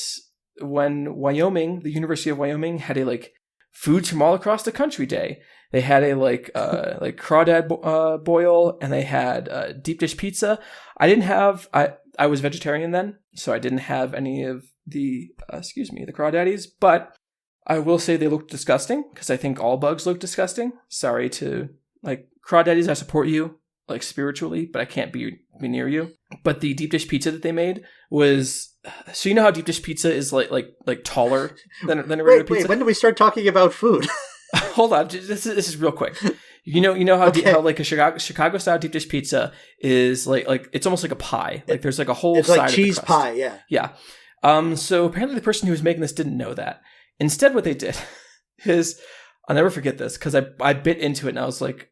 I need to leave the state forever. This is the worst shit I've ever seen. Is instead of, making like a nice little pie pan kind of thing and throwing your sauce and your cheese and your business in there, instead, they just put extra layers of crust. So it was just like an inch and a half or to 2 inches of crust, and then a regular amount of pizza toppings to it. It was like a weird pizza biscotti. It was like if you made a briefcase out of pizza. I don't know. Oh boy. Derek. Yes. There's 2 more movies to talk about. Sure is. Sure are. Let's set them up and knock them down. We are 95 minutes into recording. Fuck. Okay. Well, you don't have anywhere to be, right? Fuck off. Well, I mean, do you not? I mean, I still have a pounding headache, and I still have to edit our fucking podcast so I can release it next Tuesday. I do have things to do, and also I have to exercise, and I have to do music practice, and I have to read some. But also I have to practice wudu, because I've almost got that down. I've almost memorized the Arabic from that. We're getting there. Sudu wudu. No, wudu. Wudu. W-U-D-U. It's ritual washing before you pray. Wudu. Where are we? I don't know. Oh, yeah. All right. Are we good? Are we good to go? Yes. Do it. Awesome. Bitch. Yes. Second matchup. The number 2 seed. The second best film of all time, right behind The Shawshank Redemption. The Godfather, released in 1972, directed by Francis Ford Coppola. Written by Francis Ford Coppola and Mario Puzo. based on the novel of the same name by Mario Puzo, starring Marlon Brando, Al Pacino, James Caan, Richard Castellano, Robert Duvall, Sterling Hayden, John Marley, Richard Conte, and Diane Keaton. $6 to $7.2 million budget. We never know with Frank Coppola movies. Made $250+ million at the box office, and a bona fide Oscar player. Scrolling down, nominated for 9 Academy Awards. Well, technically 11, because this movie was triple nominated for Best Supporting Actor. James Caan, Robert Duvall, Al Pacino, all nominated for Best Supporting Actor. I mean, hey, and due to can't really be mad at it. Not really, and the thing is, with the vote splitting that happened there, none of them won. Absolutely none of those three guys won. The Academy Award for Best Supporting Actor went to Joel Grey for Cabaret. Hollywood would never let that happen again. So nominated for 11 Academy Award nominations, winning 3: Best Picture, Best Actor for Marlon Brando, which he famously refused. Yes. And adapted the screenplay for Mario Puzo and Frank Coppola. And generally considered to be one of the greatest films of all time. Is that fair to say? I've heard some good things about it. I don't want to go crazy, but yeah, sure, why not? Okay, all right. I heard that you know why it's the number 2 ranking in on the IMDb Top 250? Because it is doo-doo dog shit? Yeah, it's terrible. Everyone hates it. Close Up. Versus Close Up. Released in 1990. Directed by Abbas Kiarostami, written by Abbas Kiarostami, starring Abbas Kiarostami, Hossein Sabzian, and Mohsen Makhmalbaf. There we go. Yep. I don't have any deets on this. Doesn't look like it cost a ton of money to make. Was famously panned whenever it was released in its native Iran, but started gaining a bit of a reputation abroad and ended up becoming one of the acknowledged masterpieces of the 1990s. Winner of the Quebec Film Critics Award at the Montreal International Film Festival in 1990. And forward-looking countryman we have. It turns out. Just generally considered to be one of the great films of the 90s. And like when you think of Abbas Kiarostami, this is probably the movie that, if you're doing the Family Feud, Close Up is probably number 1. This is a hell of a matchup because I think both these movies are fucking bulletproof masterpieces. Yeah, I will say that hurts me so bad. Did we mention? I apologize if I missed it, but did you mention that Close Up was one of our ringers? Oh yes, Close Up is indeed one of the ringers. If either of us wants to move forward Godfather, no veto will stop that. No veto will stop it. Yeah, because Close Up is number 255 on the list. Is this one of mine or one of yours? This is one of mine. Okay. So yeah, both of these movies are fucking masterpieces of their idioms. And like, I'm going to say a real fucking video store snob bullshit. No fucking film collection is complete without both of these. Well, I guess I don't have a complete film collection then because neither do I, it turns out. What am I going to do? Buy The Godfather? Come on, let's not be ridiculous. I got Godfather Parts 1 and 2, and I watched Close Up on the Criterion channel. Well, I have Close Up, and I completely legally got a copy of The Godfather to watch. Godfather. I didn't even watch my DVD copy. It was on Canadian Netflix. I'm the reason why physical media is failing. How dare you? So let's talk about The Godfather. I think my inner what an Norman absurd thing to say. Like, hey, we're gonna tell you all about The Godfather. I'm gonna go hard in the paint for this fucking movie because it rules. It's really good. Sometimes the hive mind is right, and I think if we were just to go like power ranking of the actual best, like I think this deserves to be number 1 on the list. I think this movie's better than Shawshank. Wow. It should be going up against Boogie Nights, which would make me want to fucking put a bullet in my head. I thankfully I could stave that off for the time being. The Godfather is fucking amazing. It's like the crown jewel of 70s studio filmmaking. It looks so good. It's like The Third Man. It's like this perfect cinematic object for what it's doing. It's like there's crime movies before this, and there's crime movies after this. The thing with The Godfather, we don't have to explain what the fucking Godfather is. You know what The Godfather is about. I forgot a lot It's about about what happens a real in this cool movie. dude who never does anything wrong and never has anything bad happen to him. That's right. That's why we love it. It's like Scarface. That's right. It's exactly like Wolf of Wall Street. We love it because we love the guy at the head of the movie. And Goodfellas, same thing. I'm going to get to that point actually in a second. Okay. But I forgot a lot about what happens in this movie. I forgot that James Caan died. I forgot about the whole Apollonia subplot. I forgot a ton of stuff about this movie. If I were just to make a movie out of the parts that I remembered, it would still be a top 10 movie of all time. Wow. That's quite the claim. It's really fucking good. I had this listed, and I think I still have this listed as 4.5 on Letterboxd. And I don't know why I'm waffling on just giving it the full 5. Maybe it's because this is a movie that's beloved by a lot of fucking meatheads. Right? Yeah, but I mean, that's. I don't think that's a fair thing to hold against it. No, it's absolutely not fair. This is like sort of a personal hang-up. But I think, like, The Godfather is... Yeah, here's what I'll say. The Godfather is good enough that I would put it in my top 5 of Coppola films. Yeah, because you're one of these fucking weirdos who thinks, like, late period Coppola is where it's at. It's genius. Like it's Twixt the best, and Tetro and shit. I haven't seen Tetro yet, but I do have it downloaded, and I do plan to watch it soon. But yeah, Twixt is his best movie ever, but then there's also, like, Dracula, and I actually prefer The Conversation of his 70s movies. Tucker, the Man in His Dream, is really, really good. You have told me that is a, quote, Derek-ass movie. It is. You'd love it. I love Jeff Bridges. His Rip Van Winkle isn't bad either. I didn't even know he did a Rip Van Winkle. Yeah, it stars Harry Dean Stanton. He had a very, very, like, fecund 80s period. Like, Post-Apocalypse Now, he has this run of just very weird, idiosyncratic, really interesting films. I need to see One from the Heart so badly. I'm sure I'll love it. So do I. Rumblefish is a masterpiece. But yeah, he has a really interesting 80s. Like, I think two 80s that I have to do a deeper dive on is Frank Coppola in the 80s and Jean-Luc Godard in the 80s. Those are two I was really literally going to say, decades. I feel like Francis Ford Coppola is the Jean-Luc Godard of, like, New Hollywood.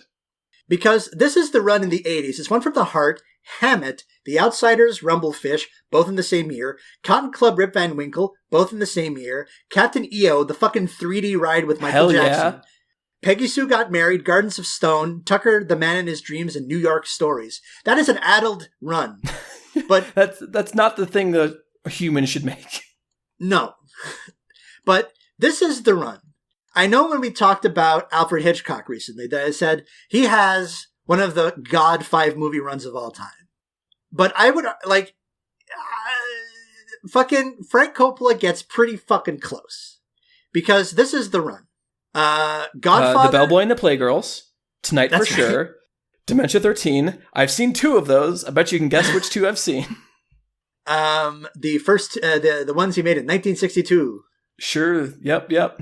Neither of them are good, but I definitely watched them. The Godfather, The Conversation, Godfather 2, Apocalypse Now, One from the Heart. Now, the weak link in there, I suspect, is One from the Heart. But if I like it the way I think I'd like it, that's a not insignificant run. And especially considering you follow it up with Outsiders, pretty good, Rumblefish, really good. That's a very, very good run of movies. And that's like up there with like... Because here's the thing with the late run, because if you go backwards, because if there's ever a physical release of Distant Vision, the thing he's doing right now, that's going to be like a 6-star movie for you. Oh, absolutely. But as it stands, you've got, going backwards from his last movie, Twixt, Tetro, Youth Without Youth, The Rainmaker, Jack. What an insane run of movies. It's really fascinating. I love it. But all this to say, this movie is as good as every meathead who talks it up says it is. Not for the same reasons, but it's fucking fantastic. So what I'll say is, we like to have fun on this podcast. We like to tell jokes, to make some japes. But previously, when I said that it's number 2 because it's poop, that was a joke. I think it's actually a pretty good movie. I think it's a kind of movie you should watch. Yes, it's a pretty brisk. It's a brisk almost 3 hours. It's very operatic. It's super quick, like for how long it is. Like I felt it was just constantly moving. There was always new things happening. I never felt like it was losing me or like kind of lulling me into sleep. And I forgot just how many iconic scenes are in this thing. Cause like the first like hour is just, here's everything you've ever remembered from The Godfather. Just boom, boom, boom, boom, boom. So good. And then it just keeps going, which is kind of fascinating. I will say that I don't like it as much as you. For me, it's a 4-star film. It's a film that I liked a lot, but it's not a film that I would go to bat for. It's no Twixt. Like, no, it's not. And if like I was going, what is the movie of New Hollywood? I mean, it's me, so I got to say Days of Heaven. And if you were to ask me what's the greatest God run of all time, I'd say Terrence Malick's entire filmography because I'm that person. But to be fair, he had a run. He's continuing to have a run. He's never stopped. Started at the bottom. Now we're here. You like Song to Song a lot more than me. I adore Song to Song. I also really like Night of Cups. I think the weakest movies of his I've seen are Badlands and Night of Cups, and I like those a lot. Because what's the run? It's Badlands, Days of Heaven, Thin Red Line, New World, Tree of Life. Tree of Life. The actual run is the actual run is the. I would personally have to cut one of these out, but if I was going to make a run of 5 in sequential order, it would be New World, Tree of Life, To the Wonder, Night of Cups, and Song to Song. I think To the Wonder is his best. Song to Song being in there is like, that movie is not better than Badlands. No, it is like 100 times. Like that's insane. Badlands is a 4-star movie. It's very good. It's a regular Godfather. Whereas Song to Song is 5 stars. It's amazing. It makes me like sob. It's like every emotion at once. I'm sorry that you don't like care about the Lord, Derek. Well, listen, to be fair, I don't think I care about the Lord as much as you care about the Lord. Or as much as Terrence Malick cares about the Lord. Or as much as Terrence... That's fair. That's a fair accusation. Fuck me for liking the slightly pulpier one with Warren Oates in it. I'm not saying I dislike Badlands. I'm just saying, like... why are we talking about Terrence Malick? Oh, yeah, we're talking about runs. Because what else are we going to say about Godfather? Like, it's great. Have you seen... It's great. Have you heard of movies? Congratulations. Yeah. Godfather. Although I will say James Caan biting his fist after he sees Talia Shire with the Shiner is really funny. Because it's like, but it matches the tone of the film because this is like The Third Man in that it's a pulpy film, but this movie succeeds where Asanzi fails in terms of portent. This is also a portentous film, but it's got an operatic quality to it, and every fucking inch of dialogue sounds like an awesome meathead aphorism, and I love it. It's real good. It is a very good film. I'll say that's one thing that I forgot how much I liked John Cazale. I forgot how much I liked him as Fredo. Like, he's so pathetic. It's great. It's wonderful. Like he's genuinely really, really good. Famously, he died young, only starred in 5 films, and every one of them are amazing for Best Picture. Yeah. And all of them are amazing. But yeah, you know, like there's so many like little details about this film I just forgot about. Like, and it just has like so much good texture and so like the editing and the music and yeah, it's a good film. And cross-cut. If I were to show it's one of those films that make me feel dumb because like, what am I gonna say? You know what I mean? Exactly right. It's like if I had to show a space alien, what a match cut was, I would show the Bone to Spaceship from 2001. I've already said this. This is on the record. If I had to show a space alien what cross-cutting was, it would be the baptism scene from this movie. It's a great fucking scene. I can't disagree. It's see what it's like. This is the normiest shit you will hear. The Godfather, good movie, turns out. Whatever. Who cares? Masterpiece. Whatever. It's a masterpiece we take for granted because it's been kind of beaten into our heads by people with taste in their ass that it's a good movie. And it was a great video game. It was 2 great video games because they did Godfather 2 as well. Sure did, and they got James Caan to reprise his role in the video game of The Godfather. And during my BA, I lived across the hall from a guy who loved this movie because Godfather stuff is hot couch guy shit, right? Oh, 100%. It is. That's exactly why it's so hard to like just say, oh, it's a good movie. You know what I mean? And you know what, Brando? Really good in it. There's no bad performances in this movie. He's my second favorite Marlon. Is Marlon Wayans your number one? Yeah, that was kind of a joke. I don't actually think he's better. But like, hey, you know, we all have fun here. We have fun. We do have fun here. And hey, White Chicks is a fine movie. I would not know. I was very tickled that they referenced Gabagool within the first 10 minutes. That's the other interesting thing about it, is there's so many things in this movie that have become just the joke.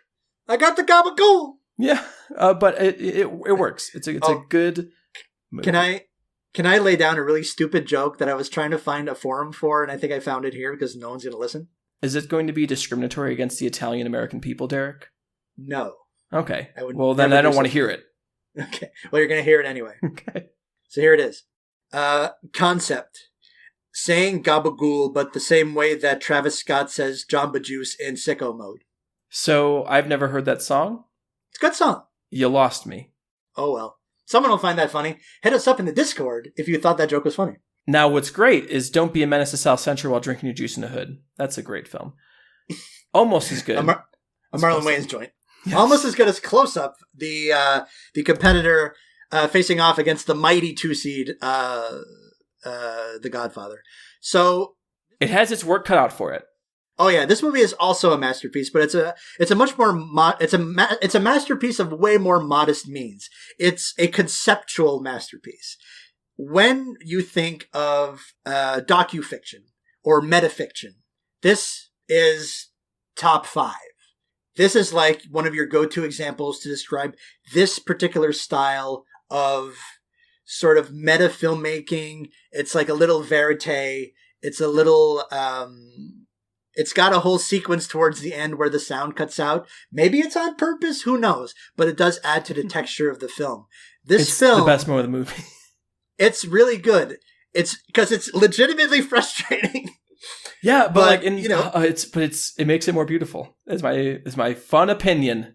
And the thing with the sound cutting out in this film, and I should say really quick, this film is basically a reenactment of an actual. This is kind of like of a thin, not the what's the fucking Errol Morris film about the executions?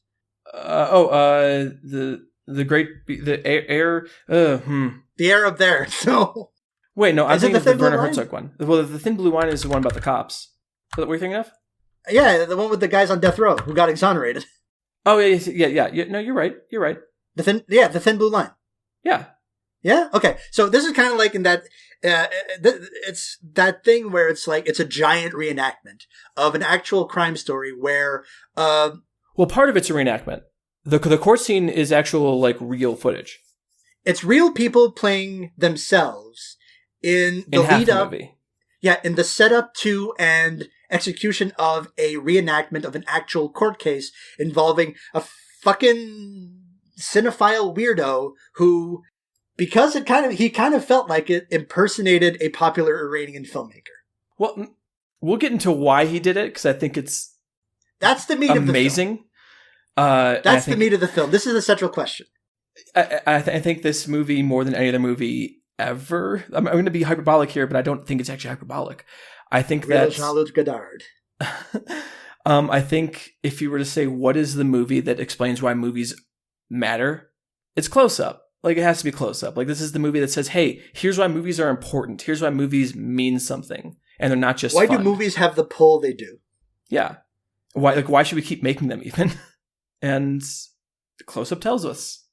Close Up does tell us. So it's this feat of metafictional ingenuity. And the point I wanted to make about the sound cutting out is that this happens in like the climax of the film where Hossein Sabzian, who was the person convicted, the impersonator, meets the man he impersonated, Moshen Makhmalbaf. And the sound, he is like in tears and super fucking embarrassed because of course he would be. And the sound cuts out and it mirrors it. If I could put on my fucking close reading cap just for 2 seconds, it kind of mirrors the frustration that he must feel in being confronted by the sort of specter of the person that he is in the filmmaker. He is faced with kind of the misdeed that he did, right? Insofar that it is a misdeed, which it is. But and also I'm going to say, like, if I'm also putting, like, my close reading cap on it, also, like, the difficulty he had in communicating why he did it in the first place. Like, that's basically the entire court sequence is him trying to explain over and over again. Like, here's why I did it. Like, why aren't you getting this? Like, I'm trying to tell you and you're not listening, basically.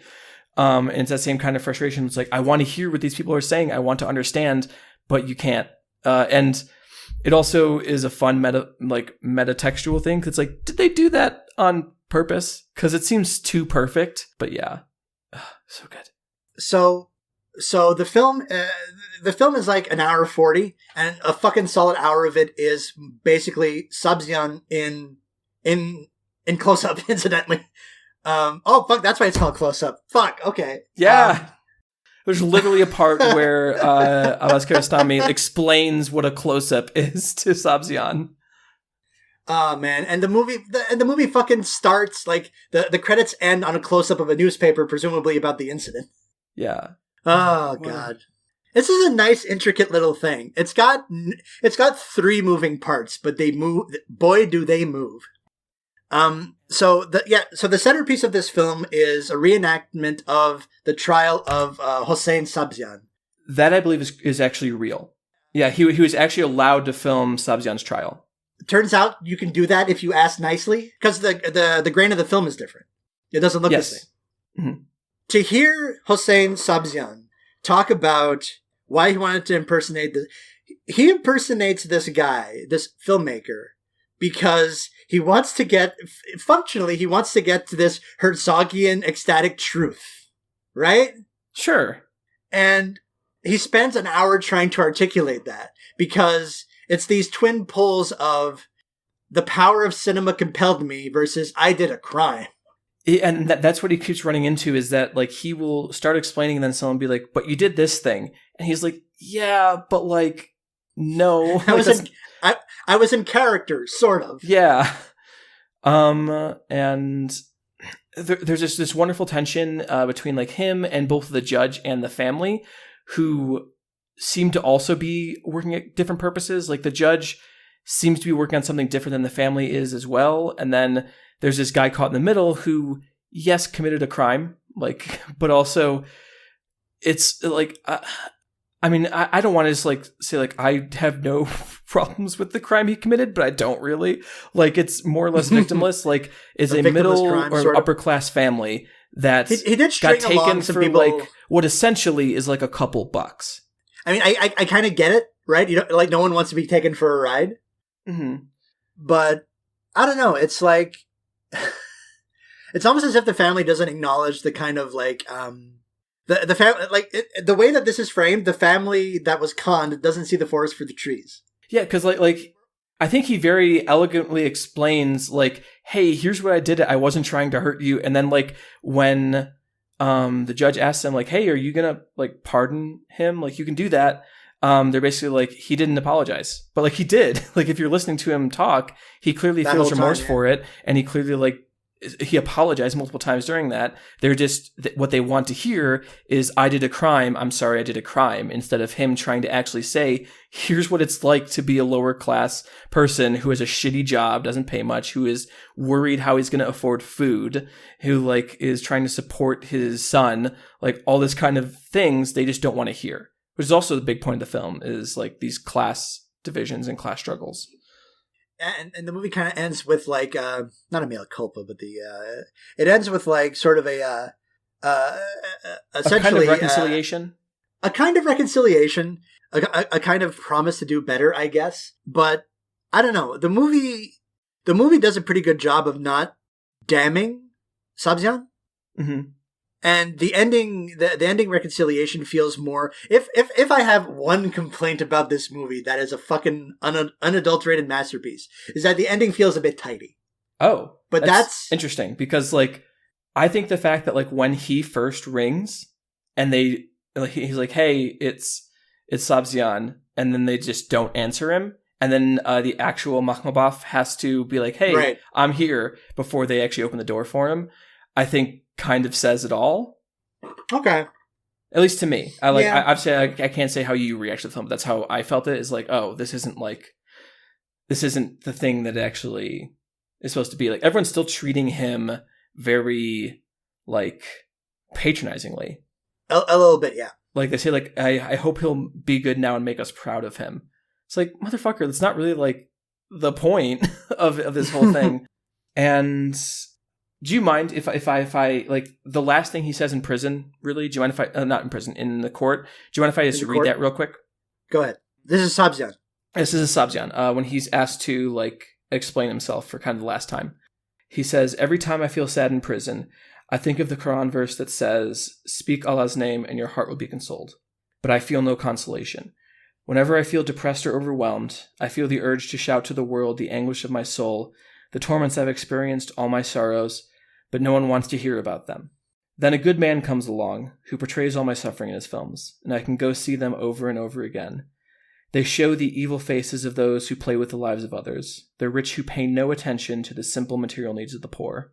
That's why I felt compelled to take solace in that screenplay. I read it, and it brings calm to my heart. It says the things I wish I could express. And A, I think that's beautiful. But, like, B, I think that's also pointing to the things that the movie ends sort of unresolved, because these people still have, like, the evil faces, and they still are blind to the plight of the poor. And he says in the beginning of, like, this whole trial, like, why'd you do it? He's like, I felt, like, powerful, like, when they thought I was his director. Like, they would do what I said, and they would listen to me, and they would respect me. And, like, for a moment, no he gets one's material to be condition up there. Is different. No one's material condition is different at the end of this movie. Yes. It has no arc, one might say. Yeah, imagine that. I mean, I think this movie's, like, unspeakably beautiful. Like, I think it's incredible. It's really good. That final scene amazing. of, like, you barely getting half the, like, words while the thing cuts out, I think is one of my favorite scenes ever. And even, it's like, also just fucking heartbreaking just seeing him fucking cry and like fucking just shrivel up basically, and like I'm never gonna get his name right. Mahmoud Buff is just like fucking buck up, man. Don't worry about it. Maybe, like, be like, hey, fucking calm down, dude. Like Mahmoud Buff is being a dick. Like, let's be real. Well, he's like, I mean, okay. I'm sorry, but if I met someone who, like, had him, I feel like even if it was a difficult situation, which obviously it is, like, Mahmoud Buff is meeting a guy who impersonated him for a couple of days and went to prison for that. But if someone just starts, like, breaking down crying in front of me, my first reaction is to try to comfort them and not be like, oh, come on, like, let's not do this. You know what I mean? Sure. I just have an inherently negative reaction to that kind of attempt to do things. But I don't think he's, like, a terrible person. It's more just like, that's not how I'd handle that situation. Like, he's not shooing him away or like fucking beating him with a newspaper. I mean, no. Gives him a ride on his motorcycle in one of the most iconic scenes in of I guess 90s cinema, right? Yeah, I mean, definitely, like, Iranian film in general, but yeah, as 90s cinema too. I also love the shot of the can rolling down the hill. Yeah, it keeps coming up. It's a little motif. Yeah. Turns out that there are forces that cause us to move forward inexorably that we can't stop. Yep. Whew. So, I think it's pretty clear which one I lean on. So really, this is your choice. Because if you say that Godfather moves forward, it moves forward, since Close Up, we have that rule where any of the movies that we added, if there's any resistance to them, then we don't get to use vetoes. It's got to be Godfather. I fucking hate to do it, but it's got to be Godfather. Okay. If it's fine. If you want to be a white bro and not care about world cinema. I made no we literally just moved forward to British film. No, that doesn't count. Right? Yeah, that's my favorite foreign country. The UK, fucking UK. No, I mean, they're both masterpieces, and one of them has to go. My favorite countries for foreign film are the UK, Canada, and Ireland. That's right. A big Ken Loach fan. Oh yeah, you know me. So yeah, it's got to be The Godfather. I can't, like, as much as I love Close Up, it's got to be The Godfather. I can't. Okay, I mean, okay, I disagree, but at the same time, like, Godfather sure is a great movie. And since we shot down Godfather Part 2 already, I feel like it's totally fair. Like, I get it. And we struck down Godfather Part 2 for Perfect Blue. So also, like, I feel like we already got our weird choice in there, and I can't really complain. You used a veto on your name! Your Name is a perfect film. We will get back to it, don't worry. It's great! I don't know if it's better than Gone Girl! It is, but that's fine. Oh. Derek will get to it. Okay, well, you know what? We've made it halfway through the bracket. You know what the fuck is up. I still got 3 vetoes in my back pocket, baby. The next half of the bracket is mine. If you want to be that person, sure. If you want to move ahead American History... Oh, shit, that's a terrible matchup. American History X versus Incredibles 2? Just throw me in the fucking river. I'd rather Incredibles 2 is probably fine. No, it's probably almost as bad as The Incredibles 1. Which, I mean, which is a perfectly fine movie. No, it's terrible. Like, maybe the worst movie Pixar ever made, which is saying something, because they have made nothing but fucking terrible movies. We know about you and Pixar. Yeah. I mean, hey, we'll see. We'll see. Maybe The Incredibles 2. Like, I'm pretty sure the worst Pixar movie is Cars 3. No, I haven't seen Cars 3, and I guarantee you it's not as bad as The Incredibles. That's ludicrous.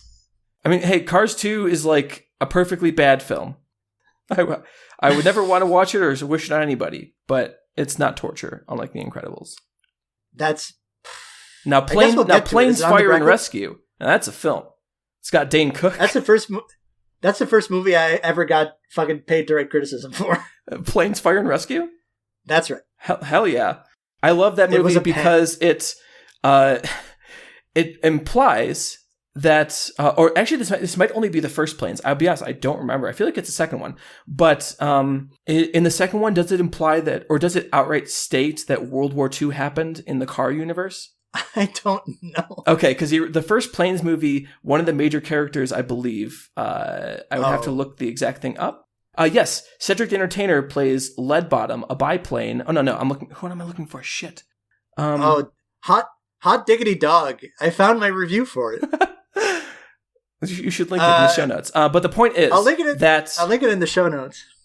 Planes is where we learned that in the Cars universe, there is a plane who is old, but he existed during World War II. So that implies, A, some very troubling things about the timeline of these films. But B, it also implies that there are sentient cars and planes in this universe. And one of those sentient planes bombed Dresden. And another one of those sentient planes dropped bombs on Hiroshima and Nagasaki, which is something. It's something to think about. Just keep in your mind. And, always remember Dusty Crophopper. Derek. Can I be super indulgent and read the first couple sentences? Fucking review. I would love that. All right. This is from 2014. This is the first piece of criticism I ever got paid to write.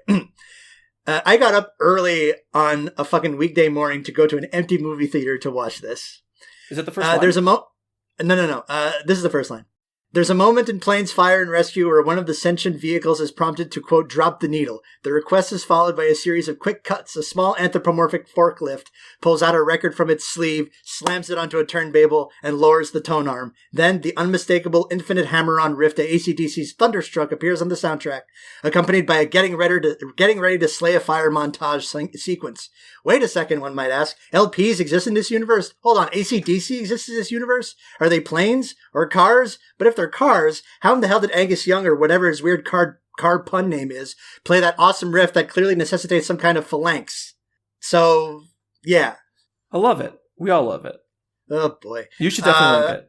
I'll put it in the show notes. But now let's wrap up this fucking episode. Next time, in round 2, we are going to have The Godfather versus The Third Man. Tough matchup. Boy, howdy. Tougher for me than for Isabelle, but still pretty tough. I like both those films quite a bit, and not as much as you. That is where I'm at with them. But next episode, we do get to talk about Nausicaa, Valley of the Wind, and Raiders of the Lost Ark. We sure do. And a movie I haven't seen, and a movie I hate. So, hey. So, yeah, next episode, we officially start the second half of the bracket. Raiders of the Lost Ark versus Nausicaa, the Valley of the Wind. Although I guess our next episode would actually be a halfway summary. Oh, I guess, yeah, right? Yeah. But our next proper episode, our next bracket episode, Amelie versus Shutter Island. Raiders of the Lost Ark versus Nazca: The Valley of the Wind. I haven't seen Amelie or Shutter Island in I want to say 10 years. So I haven't seen either one since they were both culturally relevant. So it's going to be interesting to go back and watch them. So here I thought Amelie was your favorite movie. It's not. That and Delicatessen and City of Lost Children. I also have an actor's history with Delicatessen. Did y'all perform it? No. Part of an assignment we had for one of our production classes was to recreate as closely as possible in terms of look and tone a scene from Delicatessen. To basically test our mettle with like studio lights and sound and blocking and all of that. How'd you do? I played the fucking butcher guy and I sucked because I'm not an actor. I suck at acting. I'm really bad at it. But they kept insisting I do it, so whatever. Did you ever see Micmacs? I did. It blows. Okay, that makes sense. I don't think his other movies are very good. Okay. I saw that movie that was one of the first movies I saw with Steph at the movie theater. City of Lost Children is fine. That's my opinion. Ron Perlman. My favorite. He's a jewel of the sea. Are you an Alien 4 person? Probably not, huh? No, I'm an Alien 3 person. Alien 4 is like fine. Like I don't hate it, but it's no Alien 3.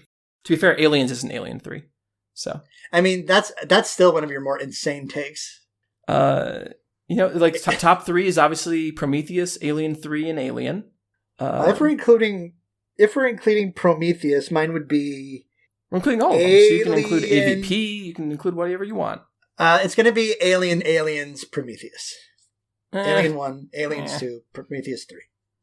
I mean, we will talk about Aliens later on this podcast. The more I think about it, the less I like it. And the more times I watch it, the worse I think it is. But we'll cross that bridge when we burn it.